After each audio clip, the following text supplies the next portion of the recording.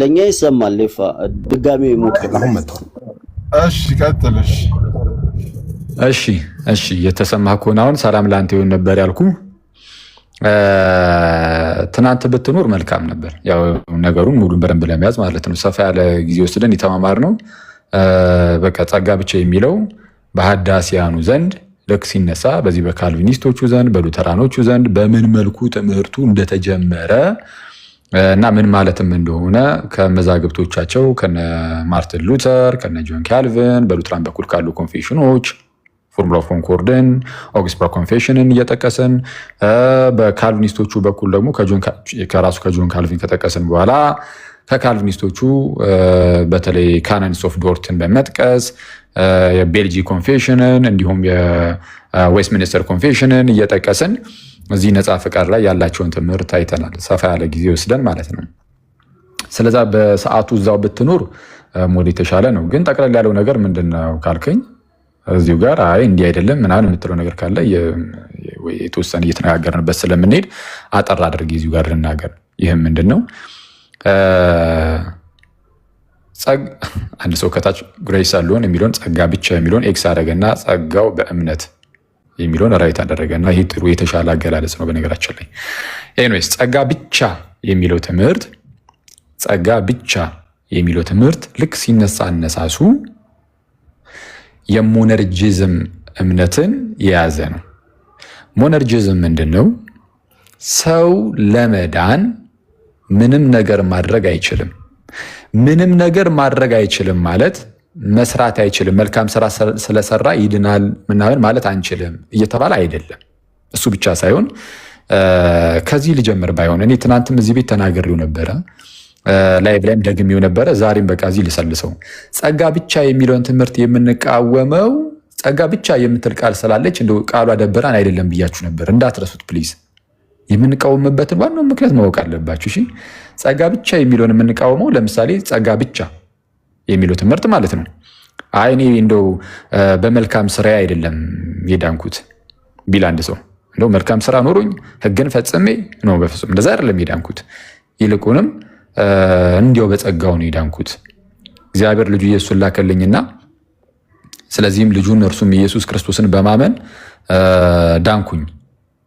ግን ፈልጌ ፈቅጄ ማለት ነው ዳንኩኝ እንዲሁ በጸጋው እንጂ እኔ ምንም ሕግን ፈጽሜ ምናምን አይደለም ብሎ ቢናገር፣ ይህንን ለመናገር ደግሞ እንደው ሕግን በመፈጸም አይደለም በስራ አይደለም እንዲያው በጸጋው ብቻ እኔ ዳንኩት ብሎ ቢናገር ለምሳሌ ይሄ ምንም ክርስቲያናዊ ነው ሐሳቡ፣ ምንም ችግር የለብንም ማለት አትሊስት አንከራከርም። መልካም ስራ በመስራት እንደዛ አይደለም የዳንኩት ብሎ ቢናገር፣ ስለዛ ጸጋ ብቻ ሲል ብቻ የምትለው ቃል መልካም ስራን ምናምን ይሄ ሕግን መፈጸምን ምናምን ገለል የሚያደርግ ከሆነ መጀመሪያ ላይ ገና ወደ ድህነት ስትመጡ ማለት ነው፣ ወደ ድህነት ስትመጡ መልካም ስራ ታይቶላችሁ ወይም ታይቶባችሁ አይደለም የዳናችሁት፣ ወይም የእግዚአብሔርን ጸጋ የተቀበላችሁት ሕግን በመፈጸም አይደለም እኮ። እኛስ ምን አለን ይላል ከታች እኮ። እሱን ነው አያ አታውቁትም ብዙዎቻችሁ። ስለዛ እሱን ነው እየነገርኳችሁ ያለሁት። አንዴ ጠብቁኝ በደምብ እሺ። እንደዚህ ብትሉ ችግር የለብንም። አንድ ሰው መልካም ስራን በመስራቱ የእግዚአብሔርን ጸጋ ተቀበለ አይባልም። ይባላል? እስቲ ከእናንተ ውስጥ ማን ነው እኮ ብለን እኮ ጠየቅን። ከእናንተ ውስጥ ማን ነው መልካም ስራን በመስራቱ ከእግዚአብሔር ጸጋን የተቀበለ ወይም የእግዚአብሔርን ጸጋ ያገኘው በመልካም ስራው የሆነ ማን ነው? በመልካም ስራችሁ ምክንያት ከሆነ የእግዚአብሔርን ጸጋ የተቀበላችሁት ያ ጸጋ አይባልም። ጸጋ ማለት ስጦታ ማለት ነው። መልካም ስራ ታይቶ ድርጊት ታይቶ ሕግን መፈጸም ታይቶ ከተሰጠ እሱ ጸጋ አይደለም፣ ሽልማት ደሞዝ ነው። እንደ ዕዳ ነው። ይሄ ለሚሰራ ምንድነው ደሞዝ ነው የሚሰጠው አይደለም። ስለዛ ጸጋ ራሱ ጸጋ መሆኑ ይቀራል። ስለሰራው ነው ጸጋዬን ተቀብዬ ዳንኩት የሚል ሰው ካለ እና ማንም ሰው እንዲህ ብሎ የሚናገር የለም። እንዲህ ብሎ የሚናገር ካለ ምንድነው በጣም በራሱ ሊኩራራ የሚችል አይነት ይሆናል። ቦስት ማድረግ የሚጀምር ሰው እኔ በራሴ ዳንኩት ብሎ መኩራራት ይጀምራል። እና እንደዛ አይደለም። ስለዛ ያለ ስራችን እኛ ምንም ገና ኃጢአተኞች በደለኞች ሳለን በበደላችን ሙታን በነበርንበት ጊዜ እግዚአብሔር አምላካችን ግን ካለው ፍቅር የተነሳ ከልጁ ከኢየሱስ ጋር ሕይወትን ሰጠን። ከልጁ ከኢየሱስ ጋር ሕይወትን ሰጠን። እንዴት? ልጁ ኢየሱስ ሞቶ ተነሳ። ስለዚህ እኛ አምነን ስንጠመቅ ከልጁ ከክርስቶስ ጋር አንድ በመሆን ከጌታ ጋር አብረን እንነሳለን። ከሞት ወደ ሕይወት እንመጣለን። አዲስ ሕይወትን እናገኛለን። ያለ እኛ ስራ ጸጋ ብቻ ብሎ ለምሳሌ አንድ ሰው ሲናገር ቃሉን የተጠቀመው ያለ እኔ መልካም ስራ ብሎ ቢናገር ክርክር ውስጥ አንገባም ብያችሁ ነበር። ትላንትም እዚህ ቤቱ ብያችኋለሁ። ማታም ላይቫችን ላይ ይህንን ነገር ተናግሬያለሁ። ዛሬም ሰልሼዋለሁ። ታዲያ ለምንድን ነው ጸጋ ብቻ ነው የምትቃወሙ አክሊል ካላችሁኝ፣ አነሳሱ ይሄ ጸጋ ብቻ የሚለው ትምህርት ሲነሳ ትምህርቱ ይሄ ብቻ አይደለም። ጉዳዩ ፈቃድ ጋርም ይሄዳል፣ ፍላጎት ጋር ይሄዳል። ምን እያልኳችሁ ነው? ስድናው በመልካም ስራ አይደለም። ሕግን ፈጽሜ አልዳንኩም። እኔ ጌታ ብቻ ነው ጸጋውን እንደው እግዚአብሔር አምላክ ራሱ ነው በልጁ በኩል የሆነውን ይህንን ጸጋውን ሰጥቶኝ የዳንኩት። ግን ለመዳን ግን እኔም ፈቅጃለሁ፣ እሺ ብያለሁ፣ አሜን ብያለሁ፣ አሜን ብያለሁ፣ አምኛለሁ። ጌታ ኢየሱስ ሰውን ለማዳን ሲመጣ የሚያምኑትን ሊያድን ነው እንጂ አስቀድሞ የወሰነባቸውን የሆኑ ሰዎችን ለማዳን አይደለም። እንደዛ ይልም መጽሐፍ ቅዱሳችን እግዚአብሔር ለማዳን አስቀድሞ የወሰናቸውን ፕሬደስትን ያደረጋቸውን እነሱን ለማዳን መጣ ሳይሆን በእርሱ የሚያምን ሁሉ የዘላለም ሕይወት እንዲኖረው እንጂ እንዳይጠፋ እግዚአብሔር አንድያ ልጁን እስኪሰጥ ድረስ ዓለምን እንዲወዷል ተብሎ እንደተነገረ በቃ የሚያምን ሁሉ እንዲድኑ ነው። ስለዛ እኔ ማመን እችላለሁ ነው የኔ ፈቃዴ አለ። የስ የእግዚአብሔር እርዳታ ያስፈልገኛል። አዎ ፈቃዴ ግን ሙሉ በሙሉ አልጠፋም ወይም አልሞተም። ፈቃዴ ሙሉ በሙሉ አልሞተም። ነፃ ምንድን ነው? ይቅርታ ጸጋ ብቻ የሚለው ትምህርት ግን በሪፎርምዶቹ ዘንድ ሆነ በሉተራኖቹም ዘንድ ሲጀመር የተጀመረው በምን መልኩ ነው? ሰው ነፃ ፈቃድ የለውም። ሰው ነፃ ፈቃድ የለውም። ስለዚህ በቃ ነፃ ፈቃድ ስለሌለው እግዚአብሔር መንፈሱን ልኮ አስቀድሞ የወሰናቸው ሰዎች ስላሉ እዚህ ለድህነት ማለት ነው። ለድህነት አስቀድሞ የወሰናቸው ሰዎች ስላሉ እግዚአብሔር ለነሱ ምንም መፍቀድ አይችሉም። ምን አይችሉም? ያለ ፍላጎታቸው ያለ ፈቃዳቸው ገና ማለት ነው። ምንም ሳይፈልጉ ሳይፈቅዱ መንፈሱን ልኮ ዳግም ወልዷቸው ወይም ደግሞ ወደ ሕይወት አምጥቷቸው ምናምን እምነትን ይሰጣቸዋል። ራሱ ነው እምነትንም የሚሰጣቸው። በዚህ ውስጥ ነው። ከዛ ራሱ በሰጣቸው እምነት ደግሞ ጽድቅንም ደግሞ ያላብሳቸዋል። እንደዚህ ነገር አድርጎ ያድናቸዋል የሚል ትምህርት ነው ጸጋ ብቻ። ስለዛ ሙሉ በሙሉ የእግዚአብሔር ስራ ነው። አሁን የእግዚአብሔር ስራ ነው የሚለው ምንም ላይጸን ይችላል፣ ምንም ላይከብደን ይችላል። የእግዚአብሔር ስራ ነው፣ የድህነት ስራ ሙሉ በሙሉ የእግዚአብሔር ስራ ነው ሲባል እኮ ለእኛም እኮ ችግር ላይኖርብን ይችላል። ግን እነዚህ ሰዎች ግን ሙሉ በሙሉ የእግዚአብሔር ስራ ነው፣ ሞነርጂስቲክ ነው ድህነት ብሎ ሲናገሩ ከእኛ መፍቀድም የለም መፈለግም የለም ንስሐ መግባት የለም። ምክንያቱም ይህን ሁሉ ነገር ማድረግ አንችልም።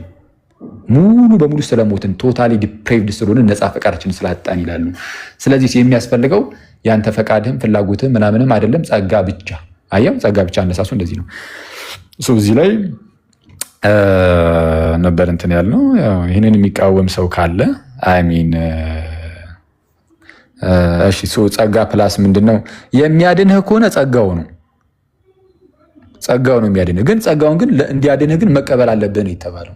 ይህ መደመር፣ መቀነስ፣ ማባዛት፣ ማካፈል ውስጥ አትግቡ። ይልክ እንደ እስላሞች ማለት ነው። ኧረ እባክህ ሲስ እንዴ ቆይ ተረጋጋ እንጂ። መደመር፣ መቀነስ ምናምን ውስጥ አትግቡ። ፈቃዳችን ያስፈልጋል ሲባል ስለዛ እንደምር እንቀንስ ምናምን እንደዚህ ነገር ውስጥ አትግቡ። አንዳንድ እስላሞች ስለ ስላሴ ስትነግሯቸው ስለዛ አንድ ሲደመር አንድ እኩል ይሆናል አንድ እያላችሁ ምናምን እንደሚሉት ምንድነው? በአጭሩ ስታፕ ቲንኪንግ ላይክ ሙስሊምስ።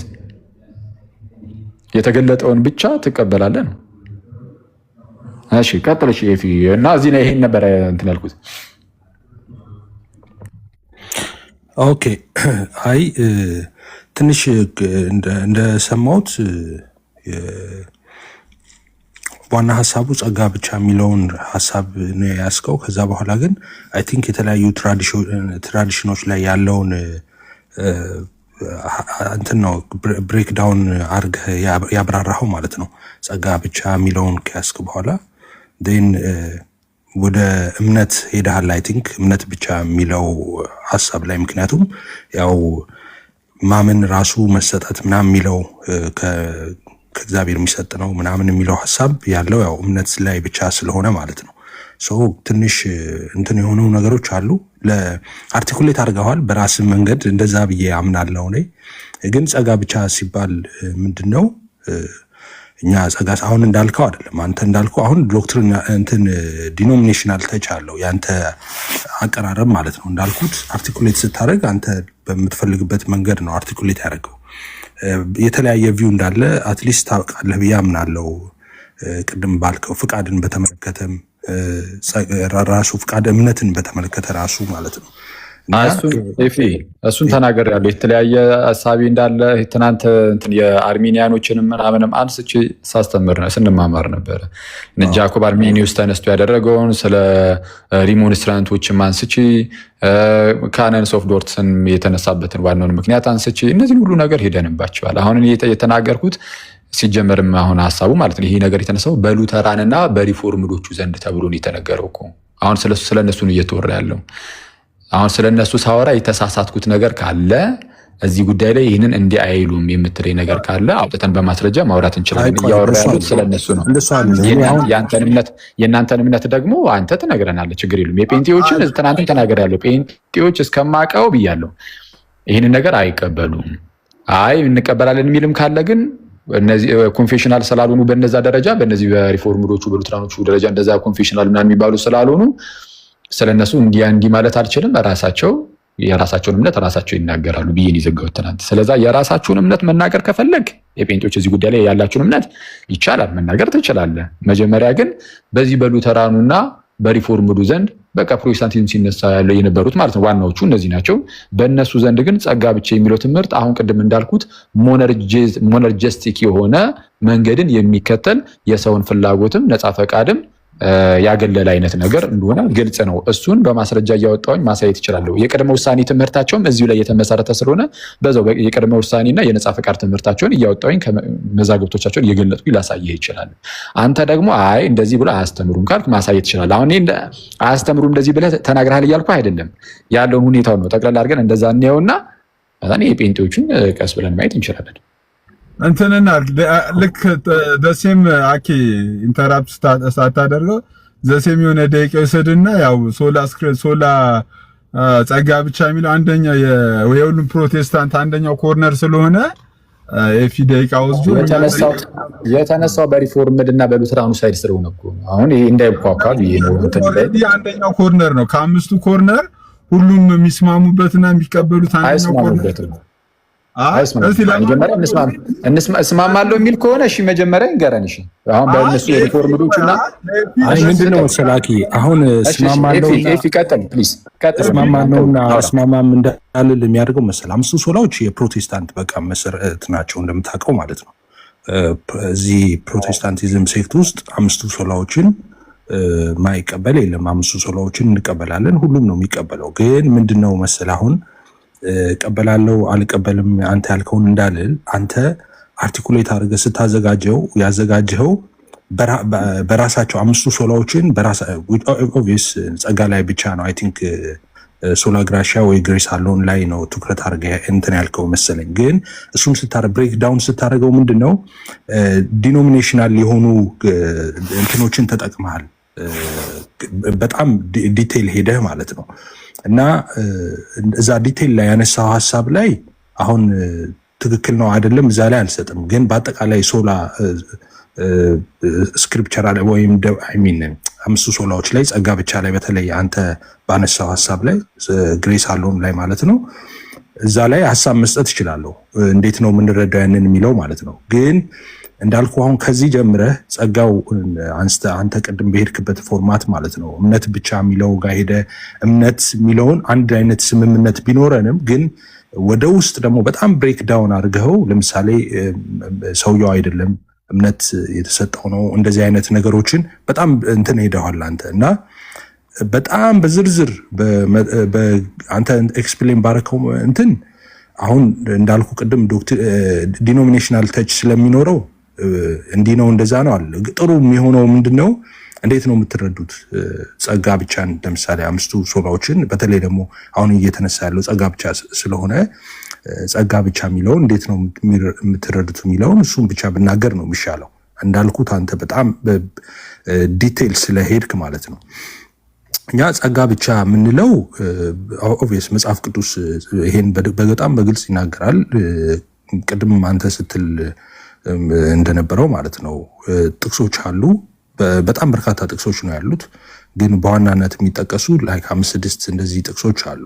ለምሳሌ ኤፌሶን 2:5 ላይ ታውቃላችሁ በበደላችን ሙታን ሳለን ይልና ከክርስቶስ ጋር ሕያዋን አደረገን የዳነው በጸጋ ነው ይላል። እንደምታውቁት ሮሜ 3ም ሁሉ ኃጢአት ሰርተዋል የእግዚአብሔር ክብር ጎሏቸዋል ይልና በክርስቶስ ኢየሱስ በሆነው ቤዛነት በኩል እንዲያው በጸጋው ይጸድቃሉ ይላል። እና እንደዚህ አይነት ጥቅሶች በጣም በርካታ ናቸው መጽሐፍ ቅዱስ በጸጋው እንደጸደቅን ማለት ነው። እና በጸጋው ብቻ ነው የጸደቅነው ስንል ምን እያልን ነው? እኛ ያዋጣነው ነገር የለም እያልን ነው። ኦኬ ከእግዚአብሔር የተባበርነው ነገር ይህም ብሬክ ዳውን መደረግ አለበት። ያዋጣነው ነገር የለም ሲባል ምን ማለት ነው?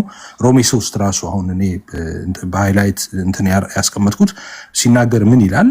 አሁን ግን በሕግና በነቢያት የተመሰከረለት የእግዚአብሔር ጽድቅ ያለ ሕግ ተገልጧል ይልና እርሱም ለሚያምን ሁሉ የሆነ በክርስቶስ ኢየሱስ በማመን የሚገኘው የእግዚአብሔር ጽድቅ ነው ይላል።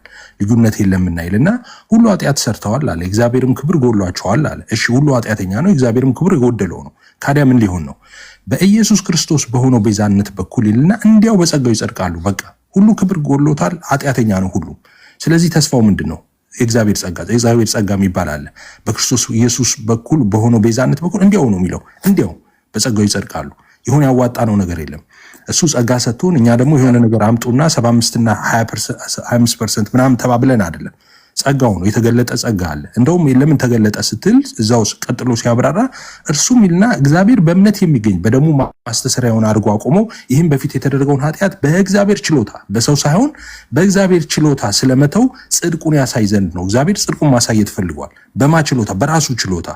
ከዛስ ራሱም ጻድቅ እንዲሆን በኢየሱስ የሚያምነውን እንዲያጸድቅ አሁን በዚህ ዘመን ጽድቁን ያሳይ ዘንድ ነው። ጽድቁን ማሳየት ፈልገዋል በኢየሱስ የሚያምነውን ለማጽደቅ ማለት ነው።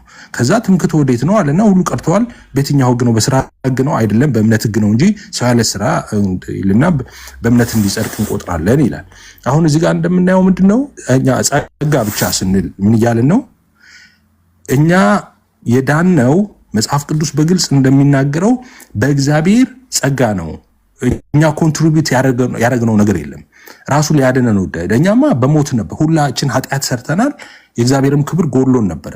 ከዛ የገዛ ክንዱ መድኃኒት አመጣችለት እንደሚል ትንቢት መጽሐፍ ፈልጎ አጥቶ ነበረ።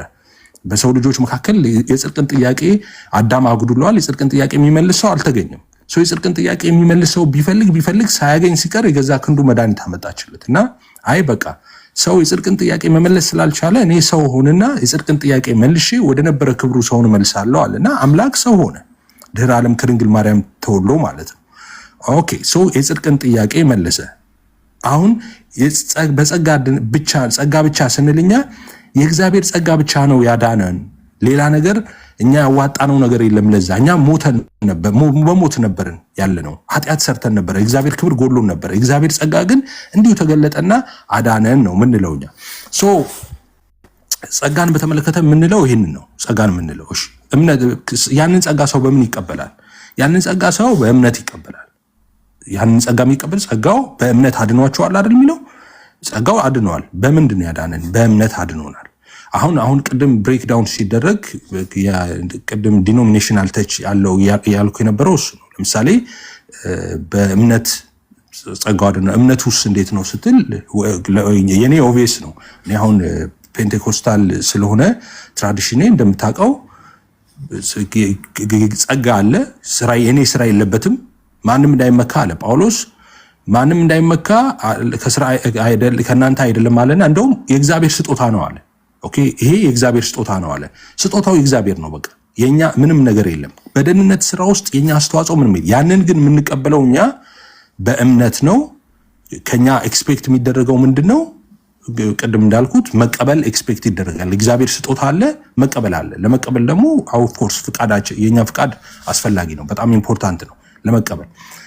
በእኔና አንድ ባልዳነ ሰው መካከል አቁመህ አንድ መሐመድ በሚባል ሰውና በእኔ መካከል ያለ ልዩነት ምንድነው ካልክ ሁለታችንም ተከፍሎልናል። የእግዚአብሔር ልጅ ኢየሱስ ለሁለታችንም ነው የሞተው። ዓለምን ወዶ አንድ ልጁን ሰጥቷል ይላል።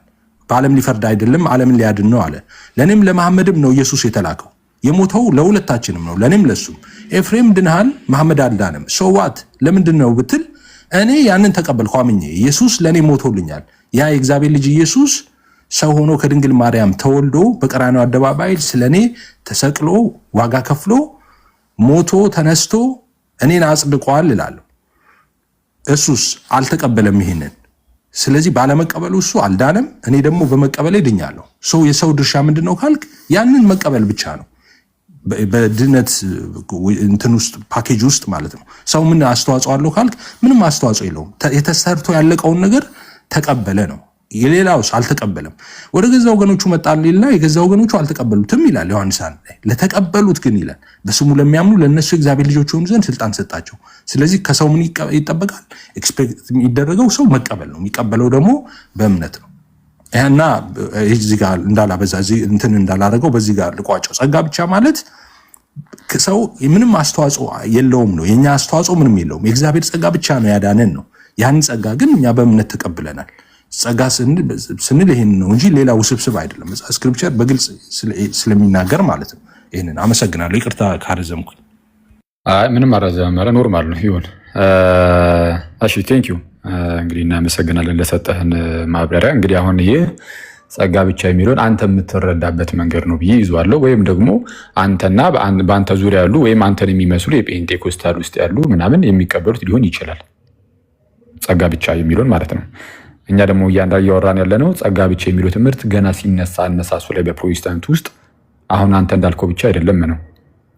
የፕሮቴስታንት ሼፐሮች ወይም ደግሞ ፕሮቴስታንቲዝምን ቅርጽ የሰጡት የመጀመሪያዎቹ ሀዳሲያን ጸጋ ብቻ ብለው ሲያስተምሩ እኔ እንደው መልካም ስራ ስለሰራሁኝ በመልካም ስራዬ ሕግን በመፈጸሜ የእግዚአብሔርን ጸጋ ተቀበልኩኝ ሳይሆን ይልቁንም እግዚአብሔር ስለወደደኝ እንደው ጸጋውን ሰጠኝ፣ ግን ጸጋውን ግን በእምነት ተቀብያለሁ ምናምን የማለት ጉዳይ ብቻ አይደለም። ይህ ጤናማ ነው፣ መጽሐፍ ቅዱስ ይለዋል። ስለዚህ አሁን የምናነሳው ምንድን ነው? ራሳቸው ጥንት ላይ የነበሩ ወይም ደግሞ ቀደም ብሎ የተነሱ የጸጋ ብቻ ትምህርትን ያስተማሩ ፕሮቴስታንቶች በምን መልኩን ያስቀመጡት ያለን እንደሆነ ለምሳሌ ጆን ካልቪን እንደዚህ ይላል። ጆን ካልቪን ኢንስቲትዩትስ ኦፍ ዘ ክርስቲያን ሪሊጅን 3ኛው መጽሐፉ 21ኛው ቻፕተር ላይ 21ኛው ቻፕተር ራሱ ርዕሱ ኦፍ ዘ ኢተርናል ኢሌክሽን by which God has predestinated some to salvation and others to destruction የሚል ርዕስ ነው ያለው። 5ኛው ቁጥር ላይ ያለውን አሁን የማነበላችሁ ርዕሱን ግን ተመልከቱት። ርዕሱ ራሱ ምን የሚል ነው እንዳትረሱ። ኢንስቲትዩትስ ኦፍ ዘ ክርስቲያን ሪሊጅን በተሰኘ መጽሐፉ ላይ በጣም እውቅ የሆነ ጆን ካልቪን መጽሐፍ ነው እና በሪፎርምዶቹ ዘንድ በጣም ትልቅ ዌይት ያለው በጣም ትልቅ ክብደት ያለው መጽሐፍ ነው በፕሮቴስታንቱ ታሪክ ውስጥ ማለት ነው። 3ኛው መጽሐፍ ቡክ 3 ላይ ቻፕተር 21 21ኛው ምዕራፍ ላይ ርዕሱ የ21ኛው ምዕራፍ ርዕስ ምን የምትላት ኦፍ ዘ ኢተርናል ኤሌክሽን ስለ ዘላለማዊ ምርጫ ማለት ነው። by which ስለየትኛው ስለ ዘላለም ምርጫ በዚህ በምርጫው ምን ባደረገበት by which God has predestinated some to salvation አንዳንዶችን ለድህነት and others to destruction ሌሎችን ለጥፋት ስለወሰነበት ስለ ዘላለማዊው ምርጫ የሚል ርዕስ ይሰጣል። አይታችኋል? የእግዚአብሔር የዘላለም ምርጫ አንዳንዶችን ለድህነት አንዳንዶችን for destruction ለጥፋት አስቀድሞ ወስኗል። እግዚአብሔር predestinated አድርጓል። እሺ እንዲህ ብሎ ርዕስ ይሰጠና ቁጥር 5 ላይ እንዲህ ይላል። ኦኬ ሄር ዊ ጎ ቅድመ ውሳኔ ስንል ይላል ጆን ካልቪን በደንብ አድርጋችሁ ስሙ። የለም ይላል እባክህን ማነው ሶሊ ነው ምናምንም ወንድምህን እህት አላቅም ምንም ሆንክ ምን ግን የለም አይደለም ገብተህ ሞግት በጌታ በኢየሱስም ከሌለ ይኸው ራሱ ኤፍሬምም የለም ይለኛል አውጥቼ ያሳያለሁ እዚህ ጋር ኦኬ እሺ ይቅርታ ስር ገብቶብኝ ነበር መጽሐፉ አለኝ ስለዚህ ፒዲኤፉን ገልጬ ማሳየት ብቻ እኮ ነው የሚጠበቅብኝ እሺ እንዲህ ይላል ቶኔንም እየተከተሉኝ ነው ኮሜንቶቹን ተዋቸውና አይ በጣም ከንባብ የራቀ ሰው በጣም አደገኛ ነው ኤኒዌይስ ቅድመ ውሳኔ ስንል እንዲህ ይላል ቅድመ ውሳኔ ስንል የእግዚአብሔር ዘላለማዊ ውሳኔ ወይም ዲክሪ ተመልከቱ፣ ቅድመ ውሳኔ ስንል የእግዚአብሔርን ዘላለማዊ ውሳኔ ወይም ዲክሪ ማለታችን ሲሆን፣ እሺ ይህም እግዚአብሔር ከራሱ ጋር በእያንዳንዱ ሰው ሕይወት ውስጥ እርሱ ራሱ የወደደው ይከሰት ዘንድ ወስኗል ነው። እግዚአብሔር ከራሱ ጋር ነው የሚወስነው። በቃ ይሄንን በራሱ ወስኗል። እግዚአብሔር በራሱ ወስኗል። ምኑን? በእያንዳንዱ ሰው ሕይወት ውስጥ እርሱ ራሱ የወደደው ይከሰት ዘንድ። ሁሉም በእኩልነት የተፈጠረ አይደለም። ይሰማል? ሁሉም በእኩልነት የተፈጠረ አይደለም። አንዳንዶች ለዘላለማዊ ሕይወት አስቀድሞ የተወሰኑ ሲሆኑ አንዳንዶች ለዘላለማዊ ሕይወት አስቀድሞ የተወሰኑ ሲሆኑ ሌሎች ደግሞ ለዘላለማዊ ሞት የተወሰኑ ናቸው። ስለዚህ እግዚአብሔር አስቀድሞ ኦልሬዲ ይህንን ወሳስኖ ጨርሷል። ስለዚህ ይሄ የነፃ ፈቃድ ትምህርት እንደሌለ ቀደም ያው ስለነገርኳችሁ ስላሳያችሁ ነፃ ፈቃድ የለም ብለው ስለሚያስተምሩ ሰዎቹ የሚድኑት ምን ያደረጉ ናቸው? በቃ ይሄው እግዚአብሔር አስቀድሞ ይሰነባቸው። ስለዚህ ከሰዎቹ ምንም አይጠበቅም። ኦልሬዲ በእግዚአብሔር ዘንድ ነው ሁሉም ነገር ያለቀው። በምን? በጸጋው ብቻ። የዶርቱ ካነን ላይም እንደዚህ ይላል። ካነንስ ኦፍ ዶርት ፈርስት ሄድ 6ኛው ቁጥር ላይ እንዲህ ይላል፣ አንዳንዶች የእምነትን ስጦታ ከእግዚአብሔር የሚቀበሉት ሌሎች ደግሞ የማይቀበሉት ከዘላለማዊው ውሳኔ የተነሳ ነው። እንደ ውሳኔው አንዳንዶች የእምነትን ስጦታ የሚቀበሉት ማለት እምነት የሚሰጥ ነው ስላሉ ኦልሬዲ እምነትን እግዚአብሔር ለአንዳንዶች ይሰጣል፣ ለአንዳንዶች አይሰጥም። ለአንዳንዶች ይሰጣል፣ ለአንዳንዶች አይሰጥም። ለምንድን ነው ለአንዳንዶች ይሰጠው? ስለፈለጉ ነው? አይደለም። ታዲያ ምንድን ነው? ይኸው መልሶልናል። ምን ብሎ? አንዳንዶች የእምነትን ስጦታ ከእግዚአብሔር የሚቀበሉት ሌሎች ደግሞ የማይቀበሉት ከዘላለማዊው ውሳኔ የተነሳ ነው። ከእግዚአብሔር ከዘላለማዊ ፕሬደስቲኔሽን ከኢተርናል ፕሬደስቲኔሽኑ ከዛ የተነሳ ነው። እግዚአብሔር በቃ አስቀድሞ ስለወሰነ ብቻ ነው፣ አለቀ። ሰውየው ስለፈለገ ምናምን አይደለም እምነት የሚሰጠው፣ እግዚአብሔር አስቀድሞ ስለወሰነ ነው። ስለዚህ እንደ ውሳኔው መሰረት ይላል ባለጠጋ ሆኖ የመረጣቸውን የእነርሱን ልብ ያለሰልሳል። እንደምን መሰረት? እንደ ውሳኔው መሰረት ባለጠጋ ሆኖ እርሱ ባለጸጋ ሆኖ የመረጣቸውን ምንም ከእነርሱ ሳይታይ ዝም ብሎ በቃ የሆኑ ሰዎችን መርጧል። የእነርሱን ልብ ያለሰልሳል። ስለዚህም እንዲያምኑ ከፍ ሲያደርጋቸው ያልተመረጡትን ደግሞ በቅን ፍርዱ ለራሳቸው ነውርና ደንዳናነት አሳልፎ ይተዋቸዋል ይላል። አሳልፎ ይተዋቸዋል። ስለዚህም ዝቅ ብሎ ቁጥር 7 ላይ ምን ይላል? እዚህ ጋር ቀጣዩ ላይ ምርጫ የእግዚአብሔር የማይለወጥ ዓላማው ነው። ምርጫ ላይ መለወጥ የለም። ቸንጀብል አትለውጠውም፣ አይለወጥም። በቃ እግዚአብሔር ኦልሬዲ አንዴ ከመረጠ መረጠ ነው። ለጥፋት ከመረጠህ በቃ ምንም ማምጣት አትችልም። ለድህነት ከመረጠህም እድል ብሎልህ እድል ቀንቶ በቃ ልክ እንደዚህ ሁሉ ከድህነት ደግሞ በተአምር ልታመጣ አትችልም። አንድ ጊዜ ከዳንክ ዳንክ ነው፣ መውጣት አትችልም ከድህነት። ስለዚህ ምርጫ የእግዚአብሔር የማይለወጥ ዓላማው ነው።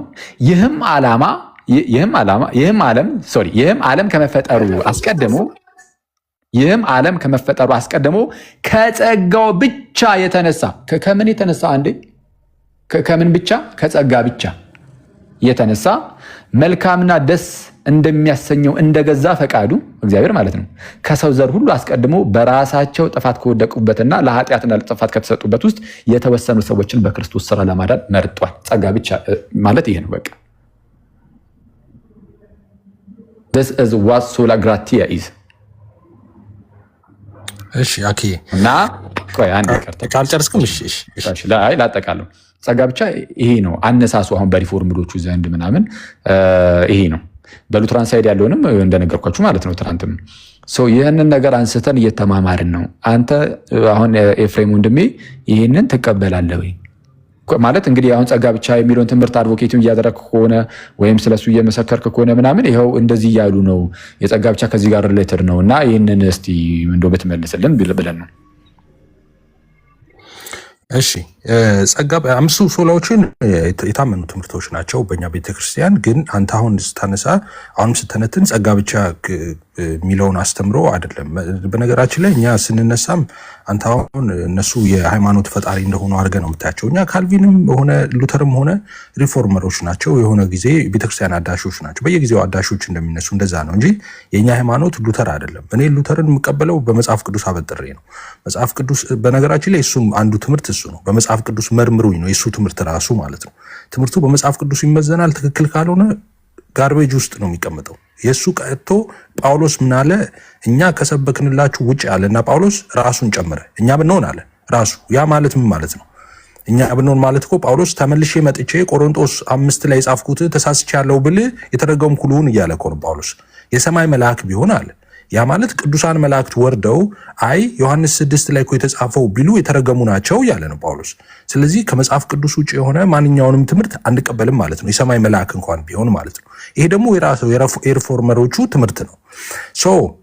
ጸጋ ብቻ የሚለውን አሁን ይሄ ነው ጸጋ ብቻ ያልከው አኬ ትክክል አይደለም። አሁን ጸጋ ብቻ የሚለው አንተ ኤክስፕሌን ባረክበት ብቻ አይደለም። ኦኬ አሁን አንተ ኤክስፕሌን ያደረከው ኦፍ ኮርስ ኦኬ አንድ ሪፎርመር አምጥተህ በዚህ መንገድ እንደዚህ ይረዳል፣ ይሄን ነገር ድነትን በዚህ መንገድ ነው የሚረዳው፣ እንትና ደግሞ በዚህ መንገድ ነው የሚረዳው የሚለውን ሐሳብ ነው ያመጣው። ሶላ ስክሪፕቸራ ኮንሴፕቱ ግን አንደኛ ስክሪፕቸር አለው፣ መጽሐፍ ቅዱሳዊ ነው። ሁለተኛ ደግሞ ሐሳቡም ቅድም እንዳልኩት ነው። በቀጥታ ሐሳቡ ጸጋ ብቻ የሚለው በመጽሐፍ ቅዱስ ውስጥ የዳነው በጸጋ ነው እንዳለው ነው ጳውሎስ። የዳናችሁት በጸጋው ነው።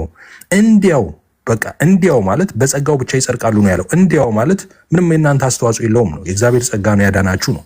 ያን የእግዚአብሔር ጸጋ በእምነት ተቀብላችኋል ነው። ጸጋ ብቻ ማለት ይሄ ነው፣ ከዚህ የተለየ አይደለም። አንተ ያወራኸው አሁን እዛ ሪፎርምድ ቴዎሎጂ ውስጥ የለም አይደለም እያልኩ ያለሁት። አርጉመንቴን ለይልኝ። እኔ እያልኩ ያለሁት ጸጋ ብቻ አንተ በምትለው መንገድ አይደለም የሚብራራው። ይኸው እኔ እኮ እየነገርኩ ነው፣ እያብራራው ነው። ጸጋም ብቻ በዚህ መንገድ ደግሞ በዚህ መንገድ እኔ ያብራራለሁ፣ ሌላው በሌላ መንገድ ያብራራል አይደለም። አንተ ብሬክ ዳውን ስታደርገው ነው። ብሬክ ዳውን አድርገህ ለምሳሌ ሰዎች መዳንን እንዴት ይረዱታል? አሁን ፕሪዴስቲኔሽን ያወራው ፕሪዴስቲኔሽን ጋር አስቀድሞ እንደዚህ ወሰነ ምናምን የሚለውን ሀሳብ ነው ይዘ የመጣው። ኦፍኮርስ ስኩል ኦፍ ቶቶች አሉ በእኛ ቤተክርስቲያን ውስጥ። በነገራችን ላይ ካልቪን እና አርሜኒያን ምናምን የሚባል ዲኖሚኔሽን የለም እኛ ቤት። እንደምታውቁት ቪው ነው እሱ፣ በቤተክርስቲያን ውስጥ ያለ ቪው ነው። ያንን ትራዲሽን የሚከተሉ ሰዎች አሉ፣ ያንን ደግሞ የማይከተሉ ሰዎች አሉ። በተለየ መንገድ የሚረዱ ሰዎች ደግሞ አሉ። ግን ሶላ ስክሪፕቸራ የሚባለው 5ቱ ሶላዎች ላይ ያለው መረዳት አንድ አይነት ነው፣ ወጥ ነው። አንተ እንደምትለው አይደለም። 5ቱ ብሬክ ዳውን ሲደረግ እንዳልኩ ለምሳሌ እምነትን እንዴት ሰው ያምናል የሚለውን ብሬክ ዳውን ስታደርግ እሱን የተለያዩ ትራዲሽኖችን ልታመጣ ትችላለህ። ግን ጸጋ ብቻ የሚለው አሁን አንተ እንዳልከው ግሬስ አለውን ወይም ሶላ ግራሻ ወይም ስክሪፕቸር አለውን እንደዚህ የሚባለው ወጥ የሆነ ሐሳብ ነው ያለው። ብሬክ ዳውን ስታደርገው ግን እንዳልኩ በደንብ ብሬክ ዳውን ሲደረግ ማለት ነው ስትተነትነው የተለያዩ ትራዲሽኖች በተለያየ መንገድ የሚረዱበት መንገድ አለ። ግን የ5ቱ ሶላዎችን የክርስትና መሰረቶች ናቸው። የሉተር አይደል? ሉተር ማተር ኦፍ ፋክት ሉተር እኮ ራሱ ምንም ይዞ የመጣው ነገር የለም። ባክ ቱ ኦሪጂን ነው ያለው። ወደ እግዚአብሔር እውነት ወደ መጽሐፍ ቅዱስ እውነት እንመለስ ነው ያለው። መጽሐፍ ቅዱስ ሐሳቦቹንም ሲገልጥ ስክሪፕቸራል አድርጎ የገለጣቸዋሉ። ስክሪፕቸር የቴብል ቶኮች ደግሞ አሉ እኮ አሁን እኛ ቴብል ቶክ ማንቀበላቸው ማለት ነው። እሱም እዛ ላይ እነሱን በተመለከተ የተናገረውም ነገር አለ።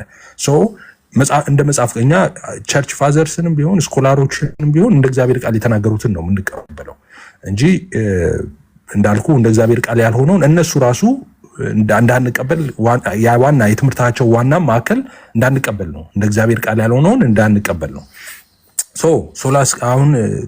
ሶላ ግራሺያ ወይም ሶላ በጸጋ ብቻ የሚለው አንተ ባልከው መንገድ አይደለም። በጸጋው ብቻ ማለት ጠቅላላ ፕሮቴስታንቲዝም ምድር ላይ ያለ ፕሮቴስታንቲዝም የሚረዳው ጸጋ ማለት አንድ ሰው ጸጋ ብቻ ማለት ቅድም እንዳልኩ የሚጠቀሱ ጥቅሶች እኮ አሉ። ኦቪየስ ናቸው አይደል እንዴ? ጸጋ ብቻ ለሚለው አስተምሮቶች የሚጠቀሱ እንዳልኩ ቅድም በዋነኛነት 6 ናቸው የሚጠቀሱ ጥቅሶች። ከነሱ ውስጥ ቅድም 2-3ቱን አንስቼልህ ነበረ። አንደኛው በመዳናችንና በኃጢአታችን ሙታን ሳለን ከክርስቶስ ጋር ሕያዋን አደረገን የዳነው በጸጋው ነው የሚለው ነው። የዳነው በቃ በጸጋው ነው። ይሄ ነው አንዱ መሰረት። ይሄኛው እንዴት ብለህ ነው የምትረዳው? ሁሉ ኃጢአትን ሰርተዋል፣ እግዚአብሔር ክብር ጎድሏቸዋል አለ። ሁሉ ኃጢአተኛ ነው፣ እግዚአብሔር ክብር ጎድሎታል።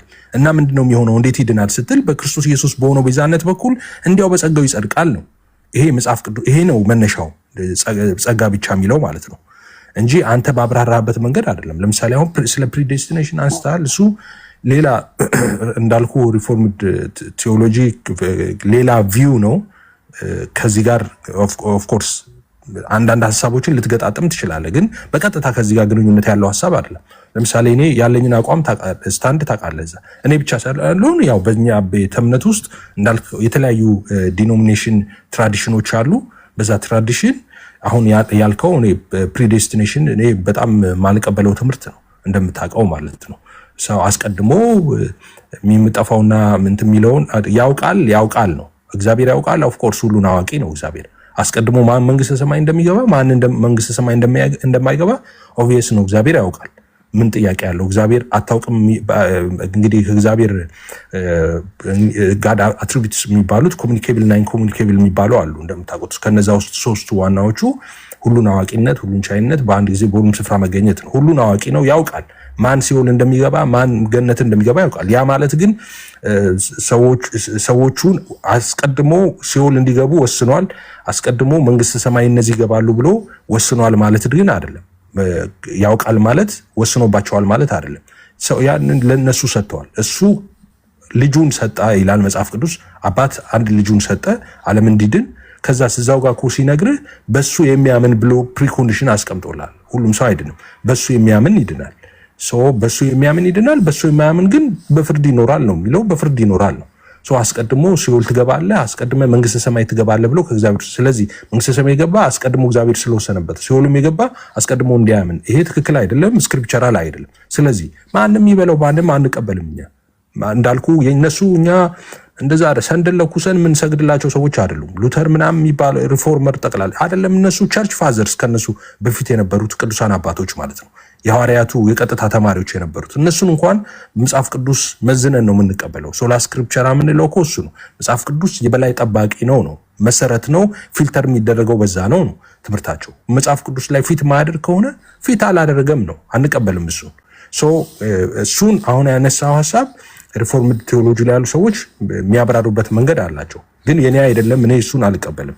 ግን ጸጋ ብቻ የሚለው ግን አሁን ባልኩት መንገድ ነው። እኔ ባልኩት መንገድ ነው ፕሮቴስታንቲዝም ዓለሙ ጠቅላላ የሚረዳው እንጂ አንተ ባልከው መንገድ አይደለም። አንተ እሱን ጸጋ ብቻ የሚለውን ወሰድክና ግን ብሬክዳውን ስታደርገው እነሱ የሚያነሱትን ስለ ነገረ ድነት ላይ አንዳንድ ሪፎርመሮች የሚሰጡትን ማብራሪያ አነሳና እዚህ ጋር ፊት ልታደርገው ሞክርት። ግን ለምሳሌ አሁን እንደዛ አታመጣልኝም። አሁን ጸጋ ብቻ ሉተር አምስቱ ሶላዎችን አስተምሮ ለምሳሌ ጸጋ ብቻ ላይ አሁን አንተ የምትለውን የሉተር ትምህርት ላይ ልታመጣልኝ አትችልም። የሉተር ትምህርት ላይ ስለ እምነት የጻፋቸው የአርቲክሎች ምናምን አይደለም። እነዚህ አምስቱ ሶላዎችን ስፔሲፊክ አድርገው ባብራራበት ሁኔታ አንተ እሱ ጋር መጥተህ ይኸው እንደዚህ ብሎ ነው አምስቱ ሶላዎችን ያብራራው ልትል አትችልም።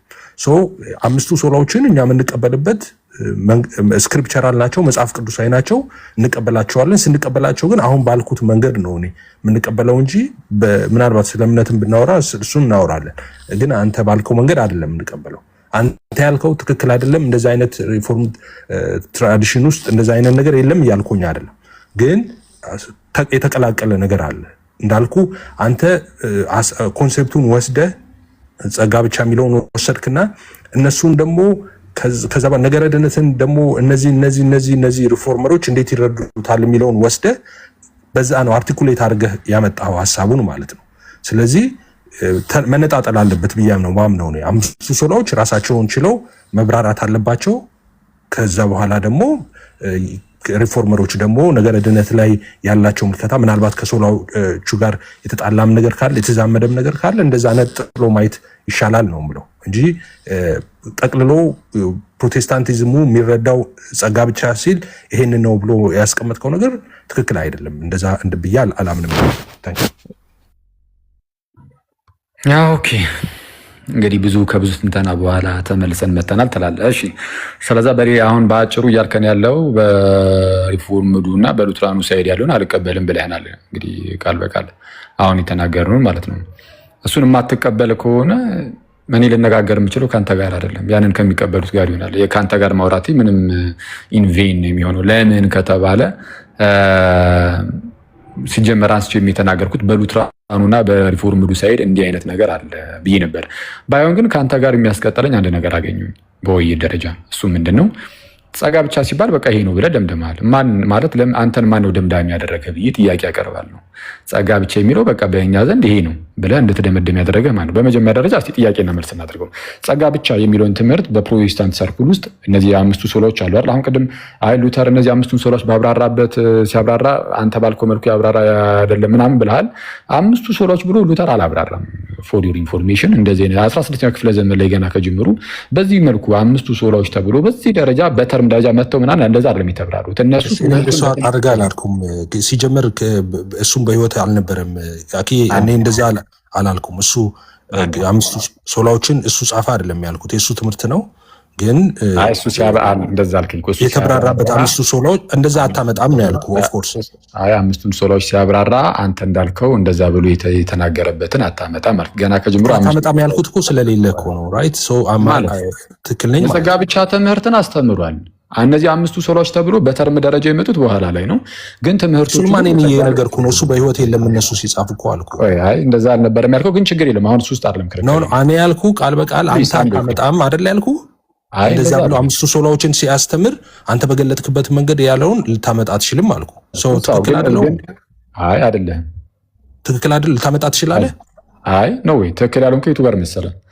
ሉተር 5ቱን ሶላዎች ዘርዝሮ ሲያስተምር አንተ ባልከው መልኩ አላስቀመጠም፣ አንተ ያልከውን ነገር አልተናገረም አልክ። አይ ገና ከጅምሩ 5ቱን ሶላዎች ዘርዝሮ አላስቀመጠም ያልኩ ነው። ገና ከመሰረቱ እኔ የተናገርኩትን ቃል እኔ የተናገርኩትን ተናግሯል። አክቹዋሊ እኔ የተናገርኩትን ተናግሯል። አይ አንተ የተናገርከውን እሱንማ እኔ እንትን ብዬ ነበረ እኮ ኮንፎርም አድርጌ ነበር ስመጣ። አይ እኔ ያልኩት እንደዚህ ነው ቃል በቃል እኔም የተናገርኩትን ረሳሳው አይደለም። አሁን 5ቱ ሶላዎችን የምንረዳው እኛ በዚህ መንገድ ነው። አሁን አንተ ባቀረብከው መንገድ ሉተር ራሱ 5ቱ ሶላዎችን ብሎ በአንተ ባቀረብከው መንገድ አላቀረበም። ማስረጃ ካለ ማምጣት ትችላለህ ነው ያልኩት። እኔ አሁን የነገርኩህን የጸጋ ብቻ ትምህርት ነፃ ፈቃድን የሚቃወመውን የጸጋ ብቻ ትምህርት እሱን ሉተር አስተምሯል ላሳየው። ይስ እሱን አላስተማርም እያልከኝ ነው? ኖ ጸጋ ብቻ ብሎ አሁን ለምሳሌ ጸጋ ብቻ የሚለውን ሉተር አሁን እኔ ካልኩት ሀሳብ ውጪ ነው ያስተማረው እያልከኝ ነው? ጸጋ ብቻ የሚለው ውጪ ነው። ምክንያቱም ነፃ ፈቃድን አንተ ጸጋ ብቻ ስትል ነፃ ፈቃድን የሚቃወም አይደለም። እንግዲህ አሁን ስሰማ ጸጋ ብቻ ስትል እንደው ያለን የሰራ አሁን እናንተ ምን እያደረክ መሰለህ? ኧረ አንዴ ቆይ ፕሊዝ። እሺ ጸጋ ብቻ ስትል ማለት ነው ይፊ ነፃ ፈቃድን አይጋፋም አልከኝ። ይጋፋል ነፃ ፈቃድን? ነፃ ፈቃድ እንዳለ ታምናለህ? ለሉተር ግን ጸጋ ብቻ ሲል ሞነርጂስቲክ ነው። ስለ ሞነርጂዝም ታውቃለህ አይደል? ሲነርጀቲክ እና ሞነርጂክ እሱ እንዳልኩ ነው። አሁን እንዴት አመጣው መሰለህ? እንግዲህ ሞነርጂዝም እና ሲነርጂዝም ያ ማለት ሞነርጂዝም ማለት ምንድነው? ምንም የእግዚአብሔር ነው እምነቱ ማለት ነው። ሲነርጂ ደግሞ ማለት ትብብር ነው። ኦኬ ሰውየው በፍቃድ ሪፔንተንስ ምናምን ኢንቮልቭ ያደርጋል ነው ኮፕሬት ያደርጋል ነው። ኮፕሬት እነሱ ጋር ይመጣል፣ ግን የሚመጣበት ቦታ ነው ልዩነት ያለው ማለት ነው። እሱን አይደለም እኔ ያልኩ። አሁን አንተ ምንድነው ብሬክዳውን ስታደርገው ምን ታደርጋለህ መሰለህ? አሁን ጸጋ ብቻ የሚለውን አስተምሮ ትይዝና ስለ ጸጋ ሌላ ቦታ ኔሚት ዋትኤቨር ለምሳሌ ሉተር ስላነሳን ሉተር ስለ ጸጋ ብሬክዳውን ወይም ስለ እምነት ብሬክዳውን ሲያደርግ ስለ ጸጋ የተናገረውን ነገር አምጥተ ነው እዚህ ጋር ልታመጣ። ቅድም ያልኩ እንደዛ ነው። አሁን አንተ ይሄን በራስ ነው አርቲኩሌት ያደረገው እንጂ ጸጋ ብቻ በሚለው አስተምሮ ስር ወይም እነዚህ 5ቱ ሶላዎች ባሉበት ስር አይደለም አንተ ሐሳብን እያቀረብክ ያለው ማለት ነው። 5ቱ ሶላዎች የመጡት ከየት ነው? ከመጽሐፍ ቅዱስ ኖ አይ አይደለም። ድራይቭ የተደረጉት እንግዲህ አሁን አንተ ዝም ብለህ እንደዛው ከመጽሐፍ ቅዱስ ብለህ ክሊም ልታደርግ ትችላለህ። ግን ማስረጃ መጠየቅ ነው። ከመጽሐፍ ቅዱስ አይደለም ማስረጃ መጠየቅ ነው። 5ቱንም አሁን እኮ ወደ መጽሐፍ ቅዱስ ለመሄድ እኮ ራሱ ጸጋ ብቻ የሚለው ምንድነው የሚለው ላይ ራሱ እኮ አልተስማማንም። እኔ እናንተ መጀመሪያ እሱ ላይ እንስማማ። 5ቱ ሶላዎች በፕሮቴስታንት ውስጥ የተጀመሩ ናቸው አይደሉም?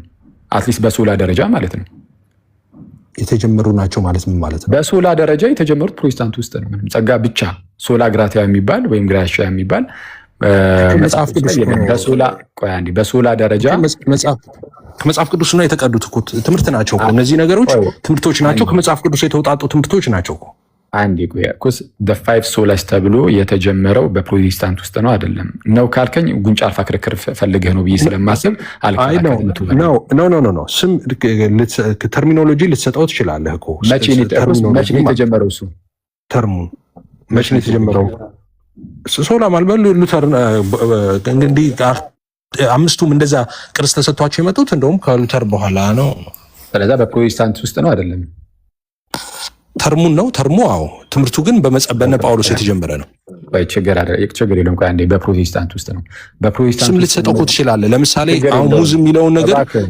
ሙዝ የሚል ቆይ ለእኔ እንትስማኝ ይሄንን ሙዝ የሚባል ነገር አሁን ለምሳሌ አለ ሙዝ ባናና ምናምን የሚለውን ስያሜ የሰጡ ሰዎች ቀን ሊኖረው ይችላል የተጀመረበት ማለት ነው ሙዙ ግን ያ ማለት ስያሜ በተሰጠበት ቀን የመጣ ነው እንዴ አይደለም ፍጥረት ሲፈጠር ጀምሮ የነበረ ፍሩት ነው ራይት አይኔ እኮ አሁን ጥያቄ እኮ አሁን መጽሐፍ ቅዱስ ላይ አለ የለም የሚለው አይደለም እሱ ላይማ ገብቼ ከፈለክ አሳይሃለሁ እንግዲህ አንተ አሁን አምስቱ ሶላዎች የተነሱት በፕሮቴስታንት ውስጥ ነው አትሊስት በተርም ደረጃ የሚለው ላይ ተስማምተናል እስካሁን በፕሮቴስታንት ውስጥ ከሆነ እነዛ ፕሮቴስታንቶች እነማን ናቸው ሉተራኖች ሪፎርምዶች ናቸው አይደሉም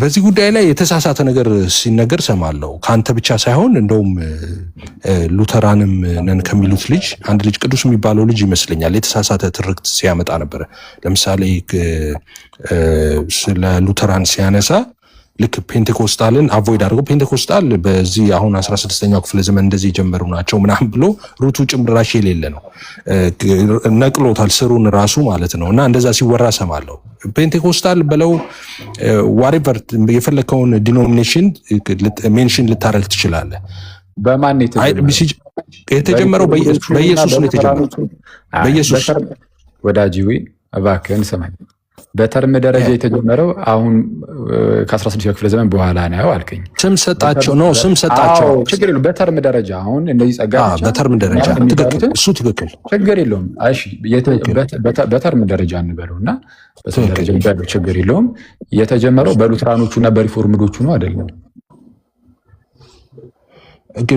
ሉተራን ስትል ምን እያልክ ነው አሁንም እኛን ፔንቴኮስታልን አቮይድ ልታረግ ፈልገህ ከሆነ it doesn't work like that ፔንቴኮስታል ያን ያለ እንዴ ወዳጅ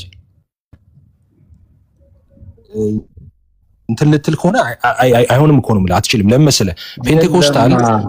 ለመሰለ ፔንቴኮስታል እኮ አቃቂ ጓሮ የበቀለ እንትን እኮ አይደለም ከዛው ከሉተር እኮ ሪፎርም ሲያደርግ ካቶሊክን ከዛ ውስጥ የወጣ ነው እኮ ኦኬ ሶርሳችን ስትሄድ እኮ እንደዛ እኮ የዛ ሰዓት ጴንጤ ነበረ 16ኛው ክፍለ ዘመን ላይ ጴንጤማ በመጽሐፍ ቅዱስ ላይ ሐዋርያት ሥራ ምዕራፍ 2 ላይ ጀምሯል 16ኛው ክፍለ ዘመን ላይ እነዚህ ተርሞቹ በሚሰጡበት ሰዓት ጴንጤ ነበረ አልነበረም ጴንጤ ሐዋርያት ሥራ ምዕራፍ 2 ላይ ያለ የጳውሎስ ሃይማኖት ነው ያልኩህ ስለ ሐዋርያት ሥራ ምዕራፍ 2 አልጠየቅኩም ኤፍሬም እኮ ጴንጤ የጳውሎስ ሃይማኖት ነው አካዲ 16ኛው ላይ ጀመረ እንዴት ትለኛል እኔ ከሉተር በፊት ነበር ጴንጤ የጳውሎስ ሃይማኖት ነው የቡዳ ሃይማኖት ነው የሚል ጥያቄ አላቀረበም እየጠየቅኩ ያለሁት ምንድነው ኤፍሬም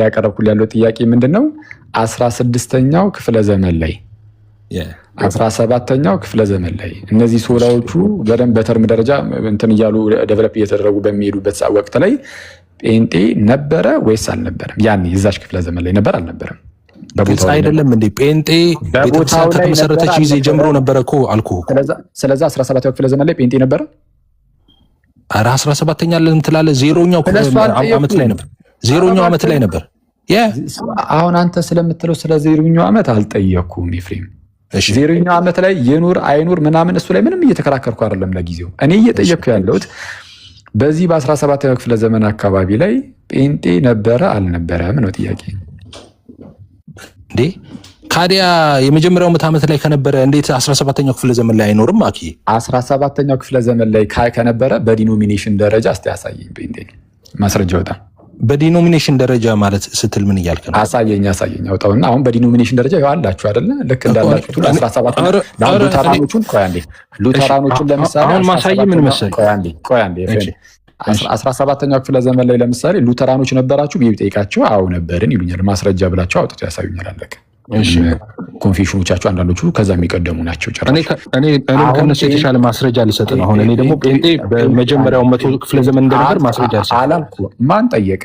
የመጀመሪያው 100 ክፍለ ዘመን ላይ ማን ጠየቁ? 17ኛው ክፍለ ዘመን ላይ እነዚህ የሱራዎቹ ብቻ ያልመለስኩ አኪ አንተ ስጠይቀኝ 17ኛው ላይ ትለኛለህ። እኔ ከመጀመሪያው ክፍለ ዘመን ጀምሮ ነበርኩ ማስረጃ ልስጥህ እያልኩ ነው ከመጽሐፍ እነዚህ ብቻ የሚሉ ትምህርቶች አምስቱ ሶላዎች፣ አምስቱ ብቻዎች የፕሮቴስታንቶቹ ደቨሎፕ እያደረጉ የመጡት 16ኛው 17ኛው በኋላ ክፍለ ዘመናት ላይ ነው። የዛ ምንም ወደ ኋላ ሄደው ስም ነው የሰጣቸው ከመጽሐፍ ቅዱስ ችግር የለውም።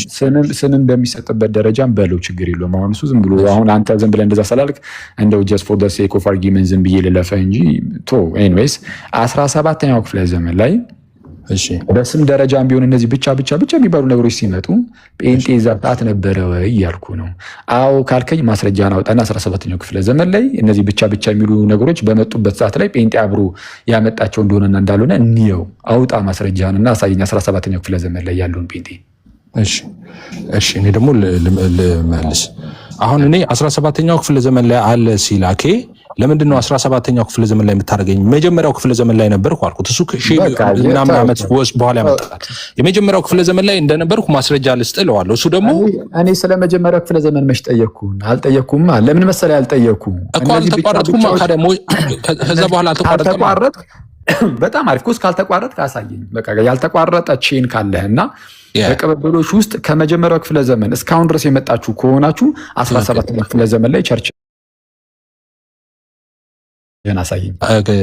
አሳይሃለሁ። እስካሁን ድረስ ያለውን አሳይሃለሁ፣ ግን ከመጀመሪያው ክፍለ ዘመን ጀምሮ ነው ማሳይ። አይ አይደለም፣ የመጀመሪያውን ክፍለ ዘመን አልፈለኩትም። 17ኛው ክፍለ ዘመን ያለውን ማስረጃ አውጣና አሳይ። ምክንያቱም እኔ ቸርችን ራሱ አንተ እንዴት ነው የምትረዳው? ቸርች ስትረዳ አንተ እንዴት ነው የምትረዳው? እንደ ያኬ ኤፍሬም ወዳጅ አንዴ በጣም ይቅርታ አድርግ። ቤተክርስቲያን ስትረዳ እንዴት ነው የምትረዳው? አሁን የሉተራን ቤተክርስቲያንን አሁን አንዱ ሉተራን ገብቶ ማለት በጠይቀው እኔ ልንገርህ ቤተክርስቲያንን እንዴት እንደምረዳው ልንገርህ። እኔ እንደ ክርስቲያን አይደለም ቤተክርስቲያን ስትል እኮ አንተ አሁን ሲሚንቶና አሸዋ ልትቆጥር ነው መሰለኝ ወዳጅ ኤፍሬም። እኔ እንደዛ ልቆጥር አይደለም። አንዴ ተረጋጋና ስማኝ። አንድ ሉተራን ቢመጣና የሉተራን ቸርች 15ኛው ክፍለ ዘመን ላይ ነበረ ወይም 14ኛው ክፍለ ዘመን ላይ ነበረ ወይ ብጠይቀው አይ የለም እንደሚለኝ እርግጠኛ ነኝ። ያን ያህል ወደዛ የሚያደርጉት ነገርም ያለ አይመስለኝም። አትሊስት እነሱ እዚህ ጉድ ሳለ የስ በቃ ይኸው ማሳየት ይችላል። አንተን ደግሞ እየጠየኩ ያለሁት የጴንጤ ቸርች በዲኖሚኔሽን ደረጃም በለው በቸርች ደረጃ ቸርች ማለት ጉባኤ ነው። ጉባኤ ስለሆነ በጉባኤ ደረጃ ነው መሆን ያለበትም አይደል? ቸርች ጉባኤ ነው፣ ኤክሌሲያ ጉባኤ ነው። በጉባኤ ደረጃ አሁን እነዚህ አምስቱ የፕሮቴስታንት ብቻ የተሰኙ ትምህርቶች ብቅ ማለት ሲጀምሩ ያኔ ምንም ጴንጤ ኮንትሪቢዩት ያደረገው ነገር የለም ብዬ አስባለሁ፣ አምናለሁ። ግን አንተ ደግሞ አይ አለ የሚመስል ነገር እየተናገርክ ስለሆነ ጴንጤ 17ኛው ክፍለ ዘመን ላይ እነዚህ አትሊስት ስሞቹ አሁን በስም ደረጃ ምናምን ብለን ስለተስማማን በመጡበት ጊዜ እነዚህ አምስቱ ብቻ የሚባሉ በስም ደረጃ ብቅ ማለት በጀመሩበት ሰዓት ላይ ያኔ ጴንጤ ካለ አሳየኝ። አንደኛው ክፍለ ዘመን ላይ አለ፣ ሐዋርያት ሥራ ምዕራፍ 2 ላይ አለ ትለኛለህ። ሐዋርያት ሥራ ምዕራፍ 2 ላይ አለ የለም የሚለውን እሱን ወደ ኋላ መለስ ብለን ምናምን ልናይ እንችል እኮ ይሆናል። ግን ለጊዜው እሱን አይደለም ጥያቄ። የኔ ጥያቄ እነዚህ አምስቱ ብቻዎች ውይይታችን ስለ ብቻዎቹ ስለሆነ አምስቱ ብቻዎች በስም ደረጃ በሚመጡበት ሰዓት በቸርች ደረጃ የጴንጤ ቸርች እዛ 17ኛው ክፍለ ዘመን ላይ አለ ወይስ የለም? አለ ካልከኝ ፕሊስ ማስረጃ አውጣና አሳየኝ። የለም ካልከኝ ግን እያደከምከኝ ነው፣ ከይቅርታ ጋር ማለት ነው። እሺ አሁን እንዳትገባ፣ እኔ ለመጨረስ ስለማልደግም ጣልቃ እንዳትገባብኝ ልመልስልህ። እኔ መልስ ትክክል ቢሆን መልስ ከመለስክልኝማ አይ መልስ ትክክል ካልሆነ ቁጭ ብዬ እዚህ ጋር እደክማለሁ። ኖ እኮ ትክክል አይደለም፣ ሲጨርስ ትክክል አይደለም በል ነው። አሁን እስክመልስ አትግባ። ከጥያቄ ውጭ አድርገህ እንዳታደክመን ነው። እኔም ብቻ ሳይሆን ሰሚውንም እንዳታደክመን። እንትን ዲቤት እንትን እኮ አደረከው። እኔ እኮ እየጠየቅኩ አይደለም። እንደዛ ከሆነ እኔም ልጠይቅህ አንተም እንጠያይቅ። እንደሱ ቸርች ምን ችግር ኖሮብኝ ጠይቀኝ። የፈለግከውን ብጠይቀኝ እኮ እኔ እንዳንተ እኮ የሆነ አራውንድ ቡሽ እኮ አልዞርም። ቀጥታ ነው የምመልሰው ኤፍሬም። ስለዚህ አሁን አንተ የተጠየቀውን ቀጥታ መልስ። ምንድነው? እኔ መልስና ጥያቄ እጠይቅሃለሁ። 17ኛው ክፍለ ዘመን ላይ ጴንጤ ነበር አልነበረም? እሺ እኔ እጠይቅሃለሁ ልመልስ። እሺ መጀመሪያ ይሄን መልሳ። 17ኛው ክፍለ ዘመን ላይ ጴንጤ ነበር አልነበረም? እኮ ልመልሳ። መልስ። ሲስ ድምጽ አሰማ። ሲስ አንዴ ድምጽ አሰማ እንዳይዘረግፍ። እሺ አለሁ ደግሞ በተቻላችሁ አቅም ወደ ርዕሱ ተመለሱ። እሺ አለሁ። እሺ ኤፊ እሺ ሲሲ በቃ ሚት አድርገው። እሺ ምንድነው አኬ እየጠየቀኝ ያለው በ17ኛው ክፍለ ዘመን ላይ ነበራችሁ ወይ እያለ ነው። አይ ቲንክ ስለ ፔንቴኮስታል ነው እያወራ ያለው። እኔ ደግሞ እያልኩት ያለሁት በ17ኛው ክፍለ ዘመን ላይ ብቻ አይደለም፣ ከዜሮ ጀምሮ ከመጀመሪያው ከ50ዎቹ ጀምሮ በባለ 50 ቀን ከሐዋርያት ሥራ ጀምሮ ከቤተክርስቲያን ተከላ ወቅት ጀምሮ አለ። ኧረ እባክህ ልመልስ እንዴ? ለመልስ እኔ እየመለስኩ እኮ ነው። ከዛ አልመለሰልኝም ትላለህ። ችግር የለውም እሱ ለምን አልልም። አንተ ዝም ብለህ የመጣልን እንደፈለግህ አውርተህ ከዛ በኋላ ከደከምን በኋላ አልመለሰልኝም ተብሎ መታለች። አንተ የፈለከውን እንደመልስ ካለ ጥያቄ ልጠይቅህ። አንተ ልጅ ጥያቄ ልጠይቅህ። አንዴ ተረጋጋ። ቆይ እሺ፣ አንዴ ጥያቄ እቀበላለሁ አላልክም? ተቀበልሽ። ኧረ ተረጋጋ አንዴ። ቆይ እሺ፣ ጥያቄ ስትጠየቅ ጥያቄ ተቀበል ትላለህ እንዴ? ጥያቄ ልመልስ እምቢ፣ ልጠይቅህ እምቢ። ምን ትመልሳለህ? 17ኛው ክፍለ ዘመን ላይ አለ የለም ምስልህ ምን እኮ ስመልስ እኮ አስቋረጥከኝ እኮ እንዳትገባ ብዬ። ኤፍሬም ተው በቃ ምንም ወይ የማታውቀው ጉዳይ ከሆነ ተው። እንደዚህ አይነት ጉንጭ አልፋ ክርክር እንዴት አይቀርም እዚህ ቲክቶክ ላይ እንዴ? ሁሌ ተነሳሳይ እንዴ? ከአመት አመት እንዴ ጉንጭ አልፋ የሚያዳርቅ ነገር።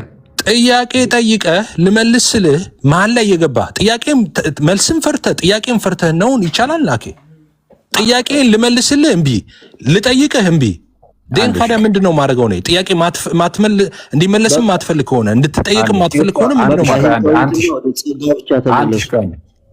አንዴ ቆይ፣ እሺ እንመለሳለን። ወደ ጸጋ ብቻ እንመለሳለን። አሁን እኮ ጸጋ ብቻ የሚለው ትምህርት ጋር ለማምጣት እኮ ነው እኔን ያነሳነው። ትመልስ እኮ እየገባህ እኮ ነው። ኦኬ ለመጨረሻ ጊዜ አንዱን ጥያቄ ይህንን ጥያቄውን ሁላችሁም ስሙት። መልስ ትፈራለህ ነው ያለው። ያው ይሄ የፖለቲክ ወሬ ነው፣ የቲክቶክ ወሬ ነው። ችግር የለውም እንደሱ ቁጥርን ዝም እንለዋለን። ግን መልስ ፈርተሃል ብሏል። መልሱን ግን ስሙት ሁላችሁም።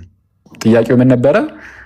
ፔንቴኮስታል ቸርች ይሄ እነዚህ በፕሮቴስታንት ብቻ እየተባሉ 5ቱ ብቻዎች አሉ አይደለ? ሶላዎች ተብሎ የሚነገሩላቸው እነሱ እንደው በስም ደረጃ እንኳን የመጡት በኋላ በ17 ክፍለ ዘመን ምናምን እዛ አካባቢ ነው ምናምን ተባብለን ስለተማመንን ከናልተርማን በኋላ ስለሆነ እነዚህ በስም ደረጃ ሲመጡ ጴንጤዎች ያኔ በዛ ክፍለ ዘመን ላይ ጴንጤዎች ነበሩ የሚል ጥያቄ ነው ያቀረብኩት። ወንድማችን እየዞረ አይ አንደኛው ክፍለ ዘመን ላይ በባለ ጴንጤኮስቴ ማለ ምናምን እያለ ነው። እሱ አይደለም ጥያቄ። እኔ የዚህ ሰዓት ግን ነበሩ ያኔ ኖሩ አልኖሩ ጉዳይ አይሰጠኝም። አሁን ስለሱ አይደለም ጥያቄ ብያለሁ። በዚህ ሰዓት ግን ብቻዎቹ በሚመጡበት ሰዓት ሲጀመር ጸጋ ብቻ የሚባል ነገር ሲመጣ የሉትራንና የሪፎርመር ነው እንጂ አንተ አይደለም የሚል ነገር እያመጣው ስለሆነ ያኔ እነዚህ ስሞቹ ሲመጡ በስም ደረጃ አትሊስት ሲመጡ ጴንጤ በ17ኛው ክፍለ ዘመን ነበረ አልነበረም? ከነበረ ለ17ኛው ክፍለ ዘመን ማስረጃ አውጥቶ ያሳየ የሚል ነው። ይኸው ስሙት። አሁን መልሱን እንዳትገባ አመሰግናለሁ። ጥያቄውን በደንብ ሲጠይቅ ሰምታችኋል ብዬ አስባለሁ። እኔ ለምናችሁ እናንተን የኔን መልስ ደግሞ በደንብ እንድትሰሩ። በነገራችን ላይ እኔ የምመልሰው አብሶሉት ትሩዝ ነው። እሺ ኦፒኒየን አይደለም አሁን የምነግራችሁ እና ሊስን ኬርፉሊ። እኔ የምመልሰውን መልስ ማለት ነው። ነበረ ወይ በ17ኛው ክፍለ ዘመን ፔንቴኮስቴ? ኦኬ አዎ ነበርን። የነበርነው በ17ኛው ብቻ አይደለም። እኛ የነበርነው በመጀመሪያ በቤተ ክርስቲያን ተከላ ወቅት በ50ኛው ክፍለ ዘመን ጀምሮ ነው። ኦኬ ከ30 እስከ 50 የተለያየ እንትን ስላለ ኦራይት። ሶ በቤተ ክርስቲያን ተከላ ወቅት ጀምሮ ነበርን እኛ። አዎ አብያተ ክርስቲያናት በዛን ወቅትም የነበሩት ጠቅላላ ፔንቴኮስታል ናቸው። ማስረጃ ከተጠየቁ አመጣለሁ።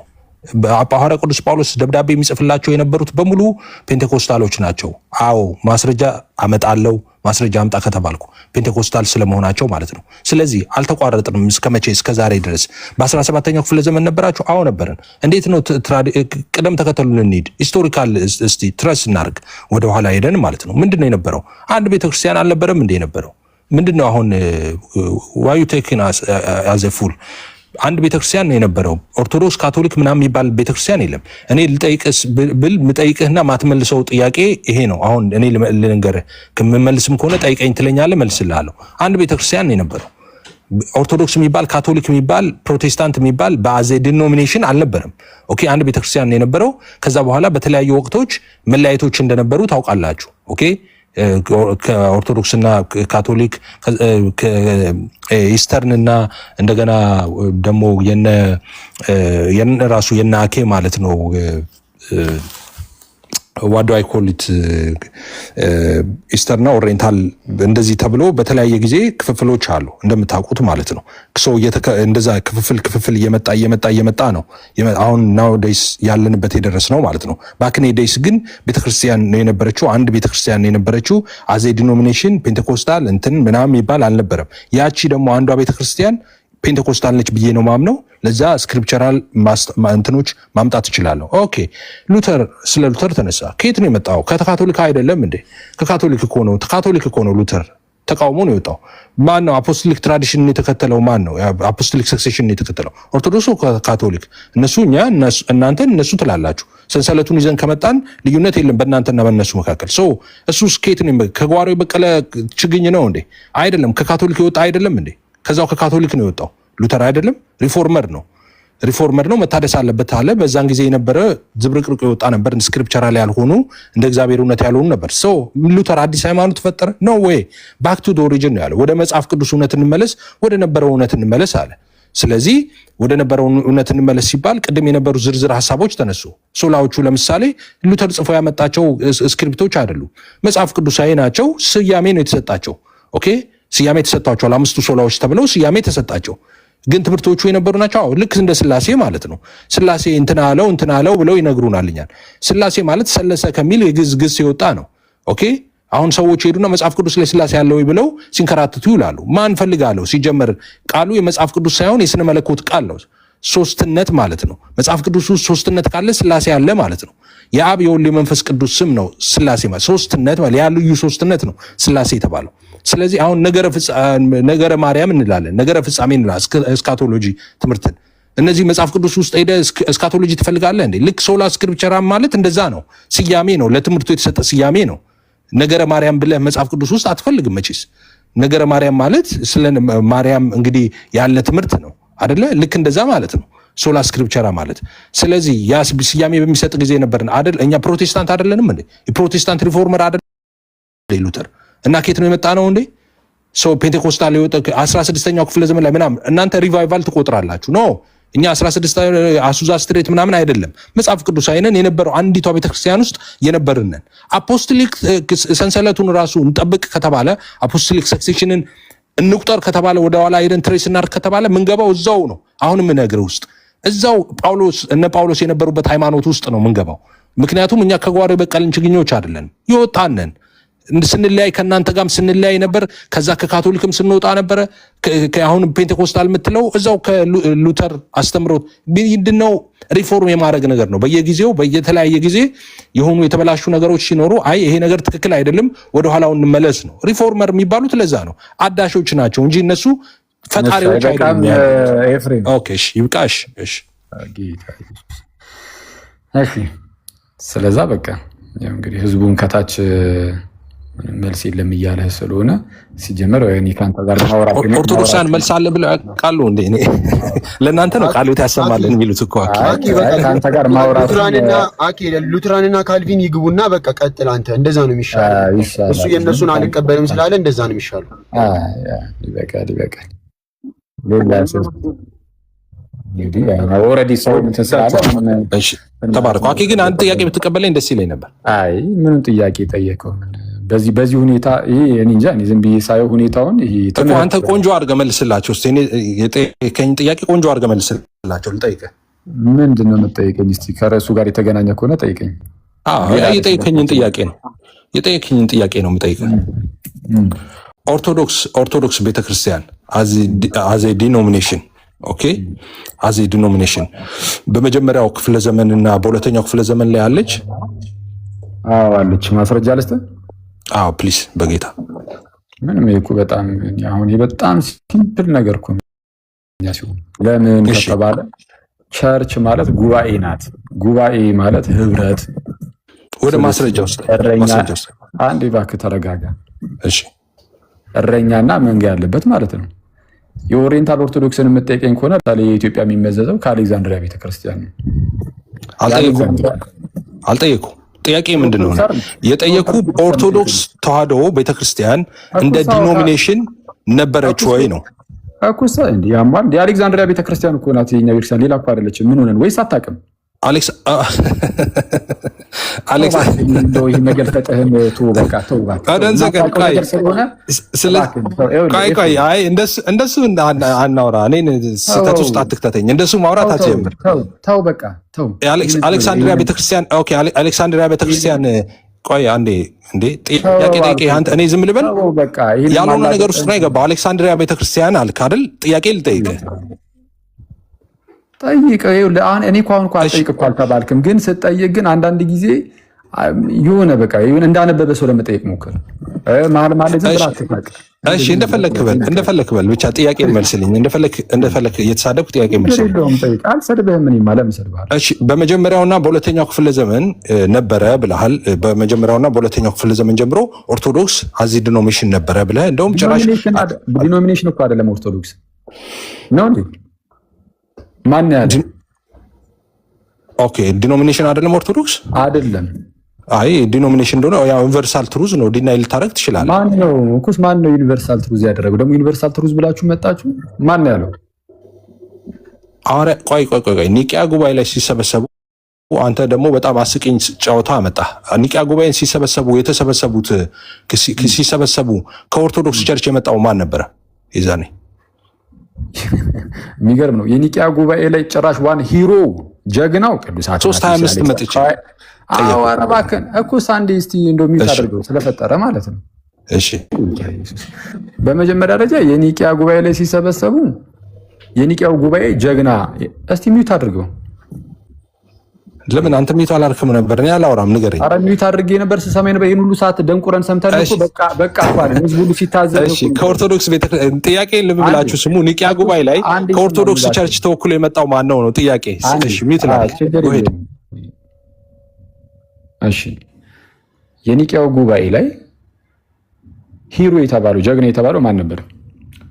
አንዴ እስቲ መልስ የለም የተባለው አረባከን አንተ ባከን አንተ ማን ጠይቁ? እኔን አይደለም። እሺ ከታች ያሉ ይመልሱ። አሁን መልስ የለም የሚለውን ኦልሬዲ ሁላችሁም እንደተስማማችሁ እናውቃለን ጋይስ። ይሄ ሰው መልስ እንደሌለው ማለት ነው። እሱን ተውት፣ በቃ ተውትና የሱን ይሄን እኮ መልስ የለም የሚለውን ኮሜንት። አሁን ደግሞ ምንድነው የኒቂያው ጉባኤ ላይ ሂሮ የነበረው ጀግና የተባለው ማን ነበር? ከታች እንደምታየው አትናቴዎስ ነው፣ ቅዱስ አትናቴዎስ ነው። እሺ የጉባኤው መሪስ ደግሞ ማን ነው? ማን ነው ኤፍሬም የጉባኤው መሪ? ንገረኝ እስቲ። ጥያቄን ሽፍት ለማድረግ ፈልገህ ነው? እኔ ጠየኩህ ምንድን ነው? ተረጋጋ አንዴ። ጥያቄ ምንድን ነው? እባክህን ወዳጅ አስታውሷቸው። ጥያቄው ምንድን ነው? የጠየኩህ ጥያቄ ምንድን ነው? ከኦርቶዶክስ ቤተክርስቲያን የመጣው ማን ነበር ነው ያልከኝ? ሚውት አድርገው አይደል? ከኦርቶዶክስ ቤተክርስቲያን ተወክሎ የመጀመሪያውና ሁለተኛውን ትቼልህ አሁን 325 ላይ ነው ያለው። ቁጭ በል አንዴ እባክህ። አንዴ ሚውት አድርግ። እሺ መልስ፣ ቶሎ መልሱን ወደ መልሱ ግባ። አትናቴዎስን ሲሆን ቅድም አይታችሁት ከሆነ ገና ምንም እናንተን ስጠይቅ ነው ራሱ ከፈት አድርጎ አትናቴዎስ አለ። እሺ መሪውስ ማን ነው ሲባል ለምን ጠይቀኛል? አያውቁም። እለእስክንድሮስ ሲባል እሱን እኔ ቲክቶክ ላይ እኔ ነኝ ያስተማርኩህ። አኬል አንተም ተው፣ ጉባኤትን ለኔ ያውቃል ትላለህ እንዴ? ተው እሱን። አሁን ሌላ እንትን ውስጥ አትግባ። አንዴ ችጉራህን ተው። ጭራሽ ጉባኤ ግሪካ ላይ የተሰበሰቡትን ትጠይቃለህ? ኤፍሬም እኮ ነኝ። ተረሳስተህ ነው ወይስ ምንድን ነው?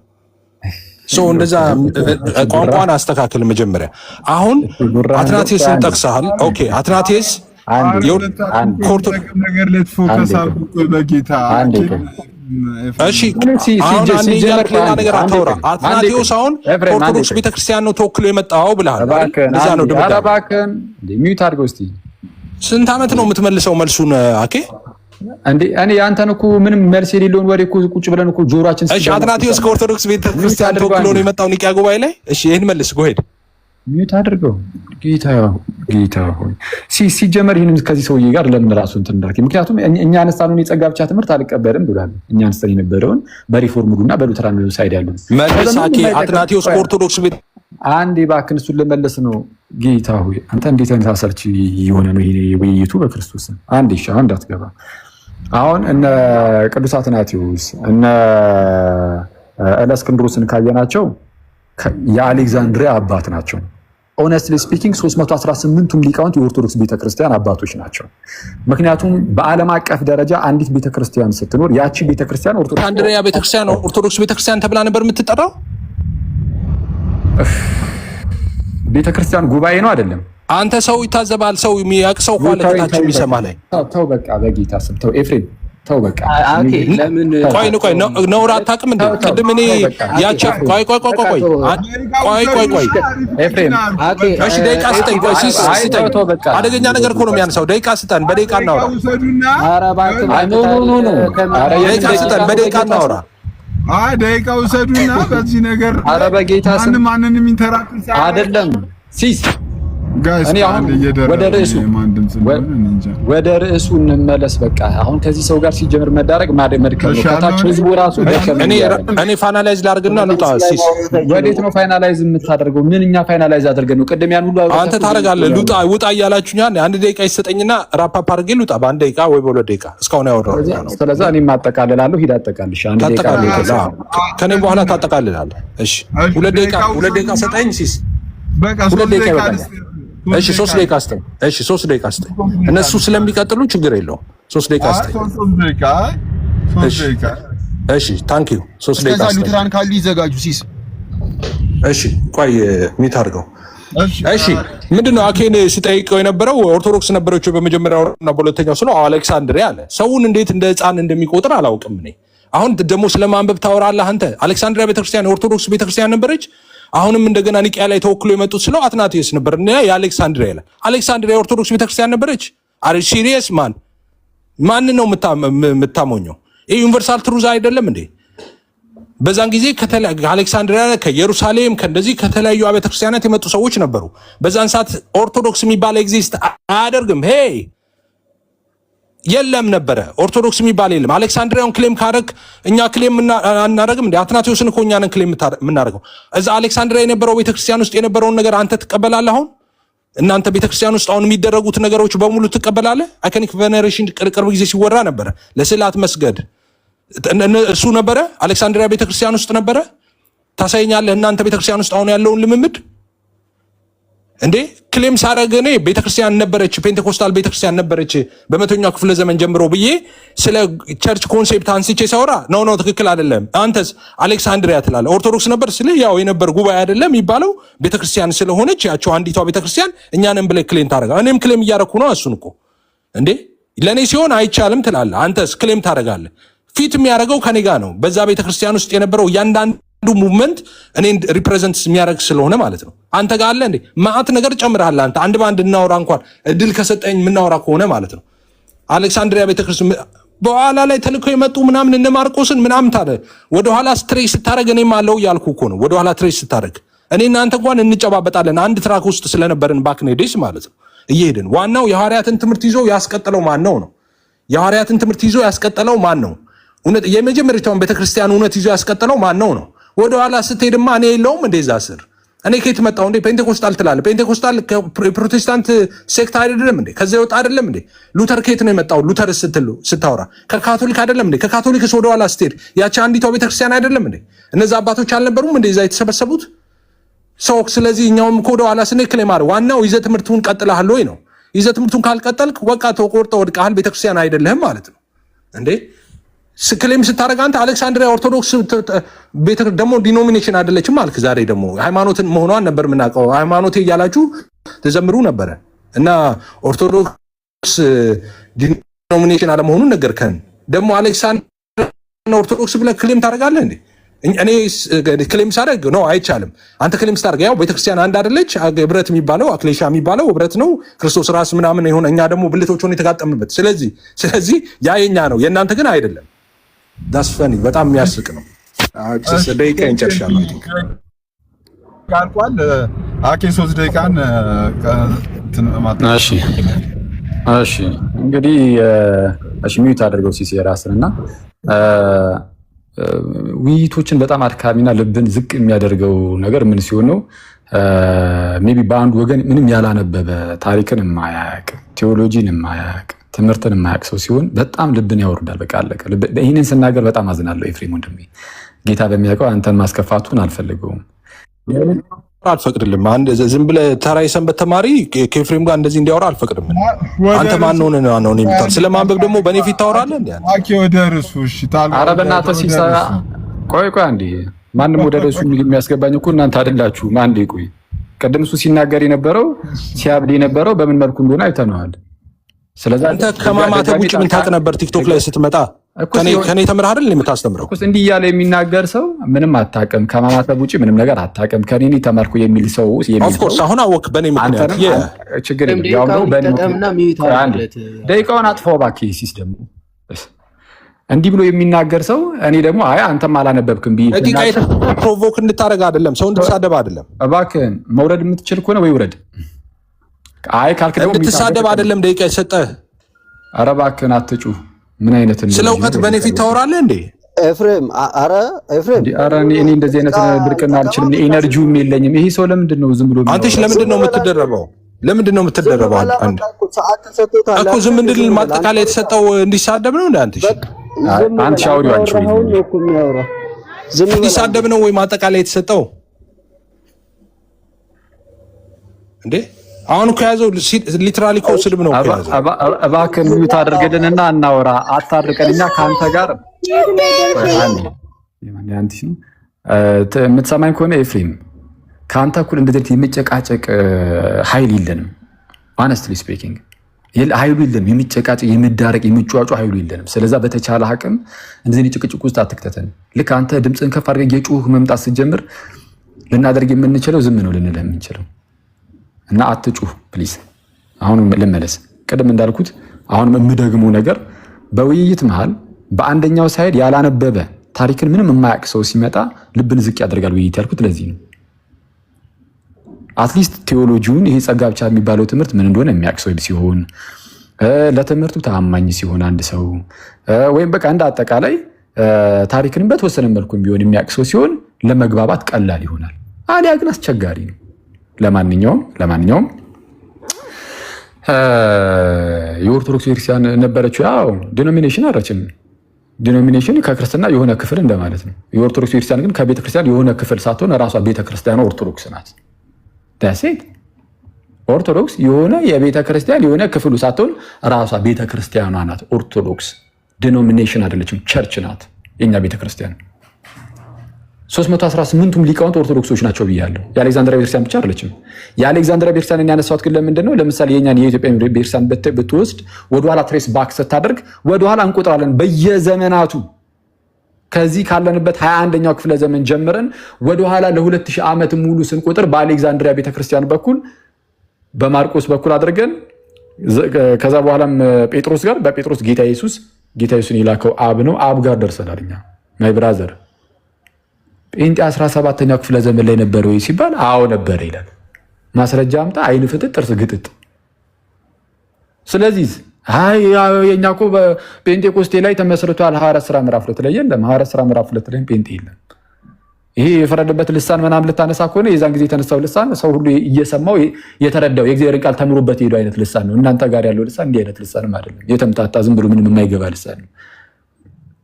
ሐዋርያት ሥራ ምዕራፍ 2 ላይም የለም። በሐዋርያት ዘመንም የለም ጴንጤ። የጴንጤ የመጣው በእኛ በአያቶቻችን እድሜ ነው። እዚህ አሜሪካን ሀገር ነው። ነጮቹ ናቸው የፈጠሩት ጴንጤን 19 ምናምን ዓመተ ምህረት ላይ ማለት ነው። 19 ምናምን ዓመተ ምህረት አሁን ባለፈው ከትናንት ወዲያ እመኑኝ፣ እዚህ ውስጥ ያላችሁ አብዛኞቻችሁ ከአያታችሁ እድሜ አይበልጥም የጴንጤ እድሜ 1900 ምናምን አካባቢ ላይ የተመሰረተው እርሱም በነጮቹ በአሜሪካኖች ማለት ነው። እንዴ ይምን እናውቅ የለ እንዴ እንረዳዋለን እኮ።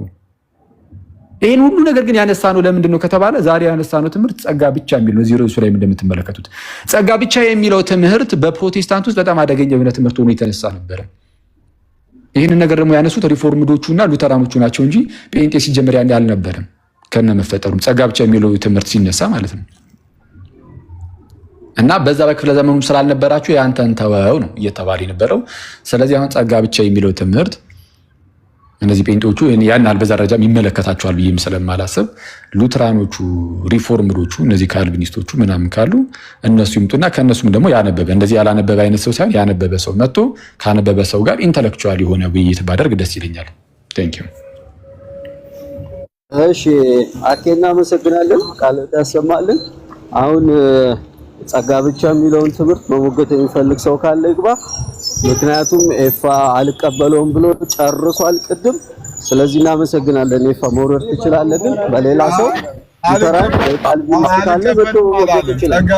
ቆይ አንተሽ ምንድነው የምታወራው? አልቀበልም ብለዋል የምትለው ምንድነው? ለነገራችን ላይ ከአንተ ጋር መዋየት አይቻልም ስትሉ አንተን ማቄል አይቻልም፣ ማሞኘት አይቻልም፣ ፖለቲካ አንተ ላይ መስራት አንችልም እንደሆነ ይገባኛል እኮ። አልቀበልም ስል ሰምተሃል? አልቀበልም። አዎ ሰምቻለሁ። ሳብራራ የነበረው ምንድነው? ጸጋ ብቻ ብዬ ያን ሁሉ ሰዓት ሳብራራ የነበረው የሪፎርምዶቹ ነው እያለ ያለው። የሪፎርምዶቹን አልቀበልም ብላል። ሉተር ቢሆን ምንድነው በእግዚአብሔር ቃል መዝኛው ትክክል ከሆነ ብቻ ነው የምቀበለው፣ እዚህ ጉዳይ ላይ አልቀበልም ብላል። ቆይ ሆዶን ሰከንድ የሪፎርመር እንደዛም አይደለም ያልኩት። ሆዶን ሰከንድ እኔ ላይ ፖለቲካ አትሰራም ያልኩት አንድ ደቂቃ ወሰድና እሺ አላልኩም። ቪዲዮ ሪከርድ ተደርጓል።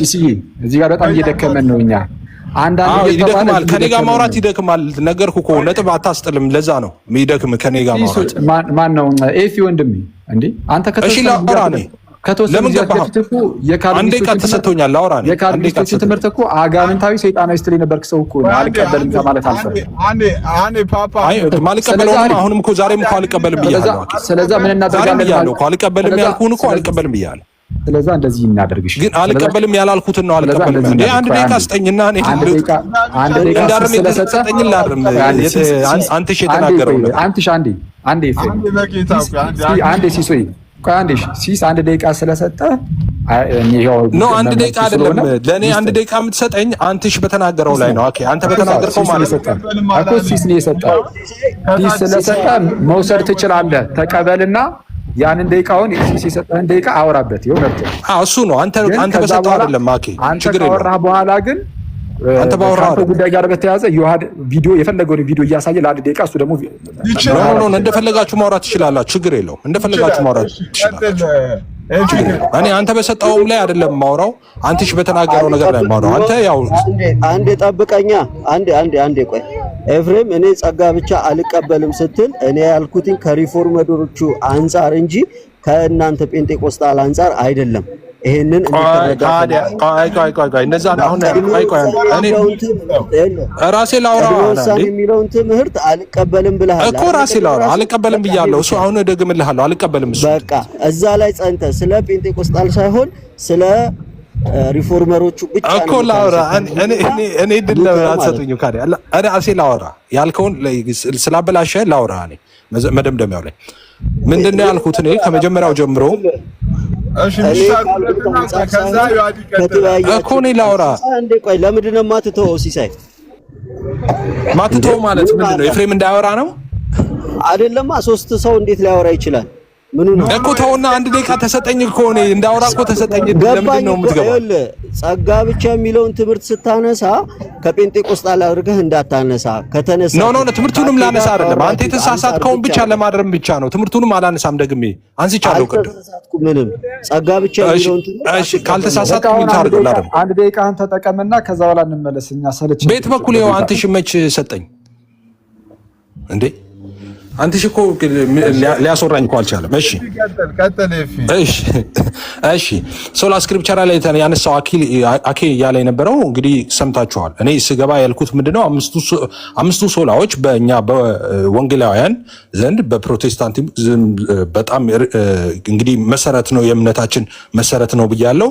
እንደገና ደግሞ አኬ ያነሳውን ሀሳብ ደግሞ አኬ ትክክል አይደለም ስታነሳ አንተ አምስቱ ሶላዎችን ሜንሽን አረክና ለምሳሌ ጸጋ ብቻ የሚለውን ሜንሽን ካረክ በኋላ ከዛ ኢንተርፕሬት ስታደርግ ብሬክ ዳውን ሲደረግ ዲቴይል ሄድክና ዲኖሚኔሽናል ተች ያለው ሀሳቦች ሁሉ አመጣህና እዚህ ላይ ሰፋበት። ግን አምስቱ ሶላዎች የተበራሩት በዚህ መንገድ ነው፣ አንተ ባልክበት መንገድ አይደለም የሚብራሩት ብዬ ለይቼ ነው ያሳየሁት። አሁን አምስቱ ሶላዎችን በተመለከተ ሪፎርምድ ይሁን ሉተራን ይሁን ፔንቴኮስታል ይሁን እንደዚህ ማረር ሁሉም አንድ ወጥ የሆነ አቋም ነው ያለው። አንድ ወጥ የሆነ ትምህርቱም አንድ ነው፣ ወጥ ነው፣ ትክክል ነው። ስናገርም የነበረው ሳብራራም የነበረው እሱን ነው። ነገር ግን እሱ ላይ ቤዝድ አድርጎ ይኸው ገቡ መሀል ላይ ጨረስክ። አንድ ደቂቃ ኤፍሬም ደግሞ ለእኔም አንድ ደቂቃ ከኔው ጋር ይጨርስቱ ዮሐዲ ባለ ይቅርታ ዮሐዲ በቃ አትግባዝ ውስጥ እሺ ተጽዕኖ ተደርጎ ሲሲ አንተን አመሰግናለሁ። ታንክ ዩ ኤፊ ቆይ ኤፊ አይ እሺ ችግር የለም ቢወጣም ያናል አይደብረኝም። እውነቱን ለመናገር ኖራ አንተማ እየጸለይክ ነው፣ እንደወጣ እየጸለይክ ነው። ምን ይደብራል? አሁን ያውራና አንዴ ዮሐዲ ተውቀኝ አንተ ቀጣይ ትገባለህ። ምንድን ነው ይሄ ነገር ካለቀ በኋላ ደግሞ እንትን እንዳይሉ እሺ። እሺ ለኔም ደቂቃ መስጠት ይችላል። ባጭሩ ጸጋ ብቻ የሚለው ትምህርት ላይ ኤፍሬም ጸጋ ብቻ የሚለውን ትምህርት ይቀበላል። እንግዲህ እንደራሱ ተርጉሞ ሊቀበል ይችላል እንጂ ጸጋ ብቻ የሚለው ትምህርት አነሳሱ ከሪፎርምዱና ከሉተራኖቹ ነው እንጂ ከጴንጤ አይደለም። እሱን አሳይቻችኋለሁ። ከጴንጤ ሲጀመር 17ኛው ክፍለ ዘመን ላይ የለም። 18ም 19ኛው ክፍለ ዘመን ላይ አሁን ባለፈው ነው የመጣው። በአያቶቻቸው እድሜ ነው ብያችኋለሁ። ስለዚህ አያገቡም። ስለዚህ ትምህርት የሚያገባቸው ሉተራኖቹና ሪፎርምዶቹ ናቸው። እነሱ ባብራሩበት መልኩ ደግሞ ኤፍሬም ሊቀበል አይችልም። ቅድም እንደሰማችሁት ሉተርንም ጆን ካልቪንም አልቀበልም እዚህ ጉዳይ ላይ ብሎ ሲናገር ነበር። ሪፎርምዶቹን አልቀበልም ሲል ነበር። ስለዚህ ምንም ማስተባበል አያስፈልገውም። ይሄ ገና ለገና እንደው ልዩነታችን ሊታይብን ነው ምናምን የሚል ፍራቻ ስላለ ብቻ እንደዚሁ ይህንን መናገር ተገቢ አይደለም ነው። ጠቅለል ባለ ሁኔታ ጸጋ ብቻ የሚለው በስም ደረጃ በቃል ደረጃ ምንም እንኳን ሁሉም ቢይዙት ፕሮቴስታንቶቹ ምንም እንኳን ያዙት ቢሆንም አስተምህሮ ውስጥ ላይ ገብቶ ሲተነትኑ ግን ሁሉም ይለያያሉ። ማለት ሁሉም ሳይሆን አትሊስት ይኸው እንግዲህ ኤፍሬም ያለው ይለያል ከማን ከሪፎርምዶቹም ከሉትራኖቹም። ስለዛ ይህንን በዚህ እንዝጋውና ሉትራኖች ይግቡ ወይም ሪፎርምዶቹ። እኔ ፐርሰናሊ ጥያቄ ልጠይቅ እኔ ራሴ ስላልገባኝ ሲስ የምጠይቀው ለአክሊል ነው የምጠይቀው እኔ ራሴ ለመሰለህ ኢቭን አንተ እንዳልከው ፔንቴኮስታል ኖርማል እዚህ አዙዛ ስትሪት ላይ ነው የመጣው። አክቹሊ ፔንቴኮስታል ትራዲሽኑ ሳይሆን ሙቭመንቱ ነው አዙዛ ስትሪት ላይ ተነስታ የሚባለው እንጂ እኔ እንደ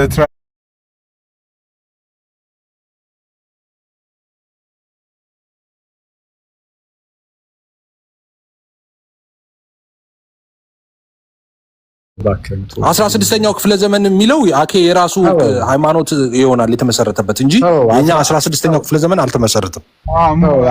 ለምናገረው ነገር ግን ማስረጃ አቀርባለሁ። እኔ ለእያንዳንዱ ነገር ለምናገረው ምን አይነት ረዳሽ ነው በጌ እኔ ሲጀመር 16ኛው ለምሳሌ ሶላግራሻ እንግዲህ የለም እንኳን ካል ያን ጊዜ ሐዳሲያን የተነሱ ሶላግራሻን ብለው የተነሱ ሐዳሲያኖች በሙሉ ተሳስተዋል። ሶላግራሻን የተረጎሙበት ትርጉም ትክክል አይደሉም እያልክ ነው ማለት ነው። ኦልሞስት እንደዛ እያልክ ነው። አቂ ሲሶ እኔን ከሆነ ኦኬ አንተ ከምትመልስ አንተን ስለማያምኑ የራሳቸው ፕሮቴስታንት ቢመልስ አይሻልም ይሄ ነገር? እሺ ቀጥል እስቲ ምን ይላል እስቲ አንድ ጊዜ ይዋድ ተናገባ አንተ ዝም ብለህ ማለ የገባ ሲሳይ ነው ማውራው አቀጨምላካ ኤፍሬም ስድብ ጀመር ካኪ ቆይ እኔ ሲሳይ ላውራው ይዋድ ቀጥል ሲሳይ ላውራው ለዮሐድ ሰጠሁትን የኔ ነደል የኔ ሰዓት ለዮሐድ ሰጥቻለሁ። ዮሐድ ይከፍታል። ማን ሰጠ ሰዓት? አንተ ለዮሐድ ተሰጥቶኝ እኮ ነው ሲጠይቆኝ ነው። ቀጥል ዮሐድ ማን ሰጠ አንተ ሰዓት? ቀጥልኩ አንዴ ኤፍሬም እንደዚህ ማይሰራም ዲስ ወርክ ላይክ ዲስ እኮ እኔ አወራለሁ እሱ ከፍቶ ዝም ብዬ ማውራት ተጮባካ አንዴ እንስማ አንዴ ሚዩት አድርገው ቆይ ኖ እንደሱ አይደለም። ሲሳይ ላውራው አንድ ጊዜ ሚዩት አድርገው። ይሄ ቦታ ለኛ የሚመጠነንም አልመሰለኝም ለዛሬው ከታላቂ ምክንያቱም የጭቅጭቅ በዛበት። አይ ቆይ አቂ አትውረድ። ሉተራኖች እየመጡ ስለሆነ አትውረድ እኮ ነው አንዴ ወይኛው ጋር ይምጡ ካልሆነ ሌላ ጊዜ ስንገባ እንጂ ይሄ እንደዚህ አይነት ጭቅጭቅ እኔ አልችልም አሉ።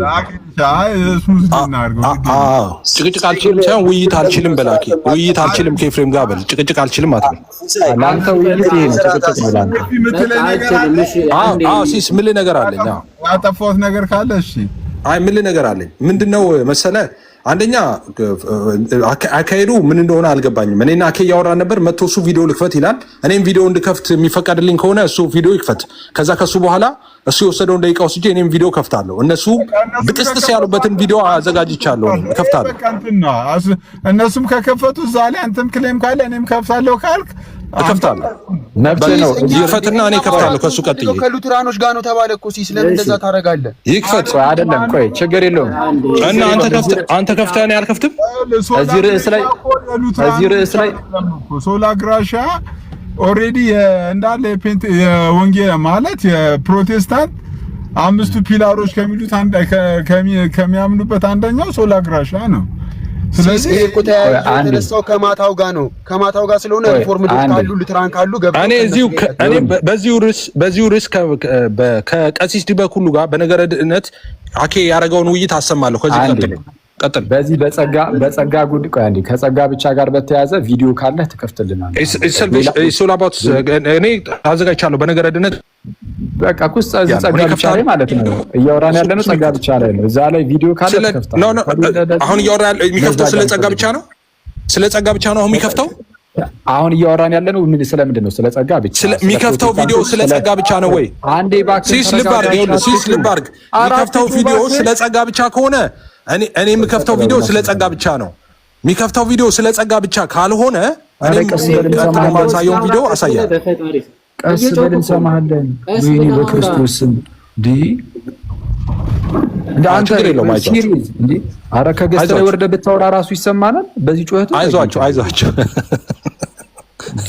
በኢየሱስ ስም አይዟችሁ። ቀጥል። እኔ እቀጥላለሁ። ቀጥሉ ነበር።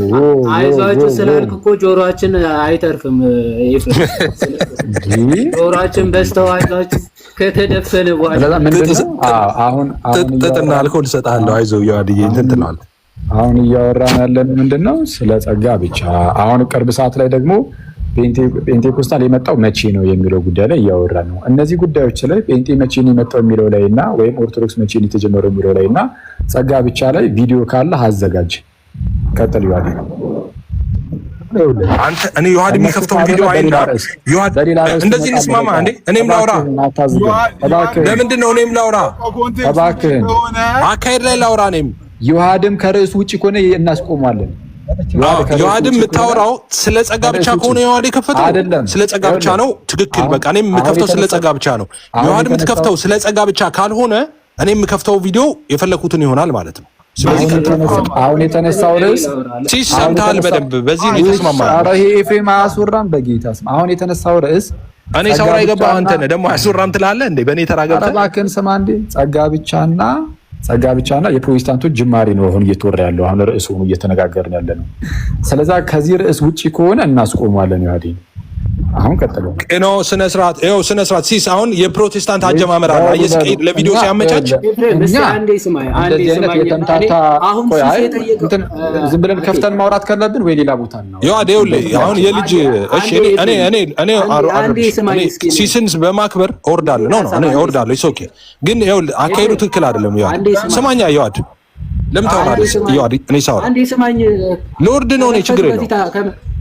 ቆይ አትውረድ። አንዴ ስማና ከመውረድ ከፈለክ ትወርዳለህ። ከዛ አሁን ሲስ የጠየቀው ጥያቄ አለ። ሪፎርመሮች 1906 ላይ የአዙዛ ስትሪስ እንቅስቃሴው ነው እንጂ ከዛ በፊት ነበረ መኖራቸው እንደዛ ነው ማምነው የሚል ሐሳብ ስላነሳ አኬ ደጋግሞ ካንተ ጋርም ሲያወራበት የነበረው ኮንሴፕት በ17ኛው ክፍለ ዘመን በ16ኛው ክፍለ ዘመን አምስቱ ሶላዎች ድራይቭ ሲደረጉ ፔንቴኮስታል ነበረ ወይ የሚል ጥያቄ ሲያነሳል፣ አይ በዛ ሰዓት ብቻ ሳይሆን በዜሮኛው ክፍለ ዘመን እያልክ ስትመልስ ነበር። አሁንም ሲስ ድጋሚ ይሄን ሐሳብ አነሳና ምን አለ? ኦኬ ነበረ ፕሮቴስታንቲዝም ይሄ ፔንቴኮስታል ነበረ፣ ግን በ19ኛው በ20 ክፍለ ዘመን የተጀመረው ግን ምንድነው ይሄ እንቅስቃሴው ነው የሚል ሐሳብ ስላነሳ የምርም እንደዛ ነው ወይ የሚለውን ከራሳችሁ መልስ። ኦኬ ሩልሱ ላይ ያተኮረ ሐሳብ ሰምቻለሁ። ይሄኛው የምትከፍተውን ቪዲዮ አውቀዋለሁ። አሁን እንዳንተ አይነት የተቆራረጠው ያችሁ ልብ በሉ። አሁን ባለጌ ማን ነው? ይኸውላችሁ ሰው ሲናገር የገባው ማን ነው? ይኸውላችሁ አሁን ግን መልሶ ምን ይላል? ይኸውልህ ትገባለህ መሀል ላይ ትጫዋለህ ይላል። አሁን ስናገር የገባው እሱ ነው። ይኸውላችሁ ከቅድም ጀምሮ የሚገባው እሱ እኮ ማን የገባው አንተ እኮ ነህ። እኔ አይደለም ዮሐድ ለኔ እኮ ነው። ቆይ እንዳትወጣ ሰምተህ ትወጣለህ ብሎ ተናገር አይደል? ኤፍሬም ይሰማል? አኬ ለምንድን ነው ሁልጊዜ እንደዚህ ፋውል የምትሰራው? የምትሰማ ከሆነ ይኸውልህ እና አእምሮህም በስነ ስርዓት እንደው በደንብ ፈንክሽን እያደረገ ከሆነ ያንተ አእምሮ ነው ፈንክሽን እያደረገ ያለው ነው። እኔ በእናትማ በተግባቦት ህግ ስለማመን እኮ ዮሐድን ሰምቼው መልስ ልሰጠው እኮ። አሁን ቪዲዮ ሲከፈት ብቻ ነበረ ኤፊ ውረድ በቃ በቃ ብትወርድ በቃ እሺ፣ እኔ እወርዳለሁ። ቡና እያፈላችሁ ምናምን እንትን በሉ፣ ቀጥሉ። ሐሜት ነው፣ ቀጥሉ። እስከ 3ኛ እየጠጣችሁ እሙን እንግዲህ ጩኸትህን ስናየው ያንተ ነው። በጣም የቡና ላይ ሴቶች አይነት ጩኸትን ያሰማው አንተ ነህ፣ እኛ አይደለንም። ቀጥሉ።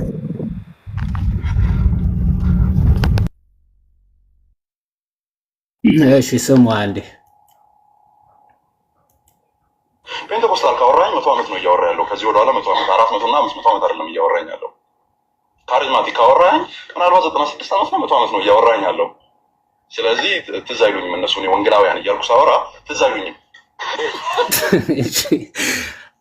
ለምንድን ነው ባይዘው ሂስትሪ የምታውቅ ከሆነ እና የምርም ፕሮቴስታንቲዝም ካጠና ይሄ ባይዘው ጭቅጭቅ ውስጥ የሚያስገባ አይደለም። 100 ዓመት ማክሲማም ሊሄድ የማይችል እንቅስቃሴ ነው። በቃ ይሄ ካሪዝማቲክ ጴንጤቆስታል ከተባለ በቃ በወንጌላውያን ስር ራሱ ጭራሽ አይታሰቡም ነበረ። ይሄ በቃ የራሳቸው የፕሮቴስታንት አቃቤ እምነት ነው።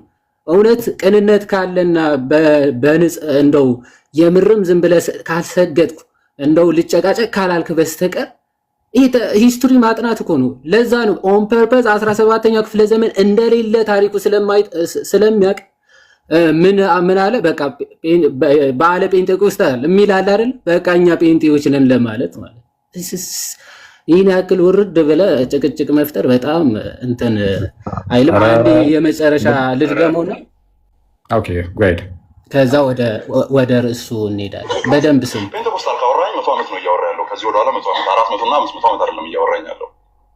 ካሪዝማቲክ ካወራኝ ምናልባት 96 ዓመት ነው 100 ዓመት ነው እያወራኝ ያለው። ስለዚህ ትዝ አይሉኝም እነሱ እኔ ወንጌላውያን እያልኩ ሳወራ ትዝ አይሉኝም። ይሄ ነው እውነት። እኔ አሁን አማን ሀሳቡን ካልቀየረ ማለት ነው እንግዲህ ከነሱ ጋር ለመሞዳሞድ ያህል ሀሳቡን ካልቀየረ አሁን የተናገረው ነገር ትክክለኛ ነው። በቃ አለቀ። በፕሮቴስታንት ውስጥ ጸጋ ብቻ በል ምናምን እንደዚህ አይነት ትምህርቶች ሲነሱ ይሄ ጴንጤ ምን አሁን ከሆነ ሰዓት በኋላ ያው እሱንም ኢምብሬስ አድርጎ በዛ ውስጥ የተነሳ እንቅስቃሴ ሆነ እንጂ እንደነዚህ አይነት ነገሮች የሚመጡት በሪፎርምዱና በሉትራኑ ሳይድ ነው። ብዙ ጊዜ በእነሱ ነው በቃ የሚታወቀው ይሄ ትምህርቱ ራሱ ማለት ነው።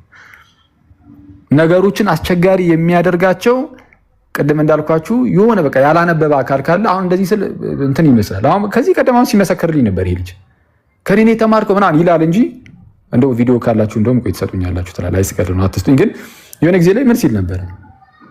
አይ እኔ እዚህ እንደው ቲክቶክ ላይ በጣም ብዙ የተማርኩበት ልጅ ነህ ምናምን ብሎ ሲመሰክር ነበር። በጣም ይቅርታ ይሄን እንግዲህ ሜንሽን ማድረጊ ማለት ነው።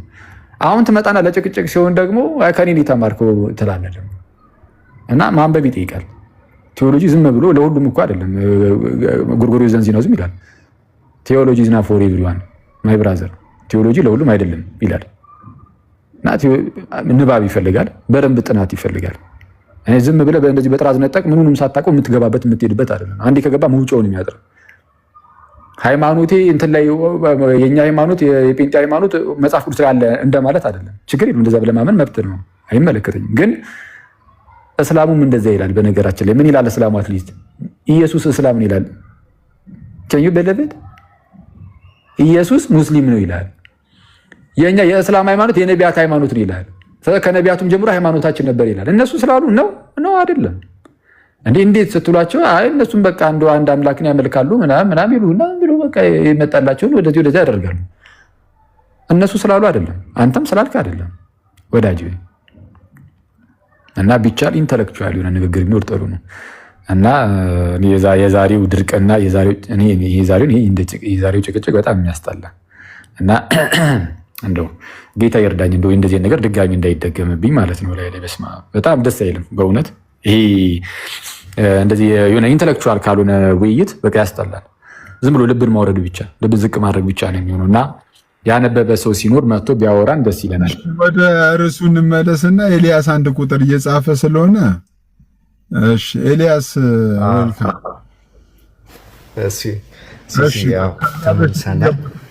የገቡትን ሰላም በል። ያሬዶ ናታኒ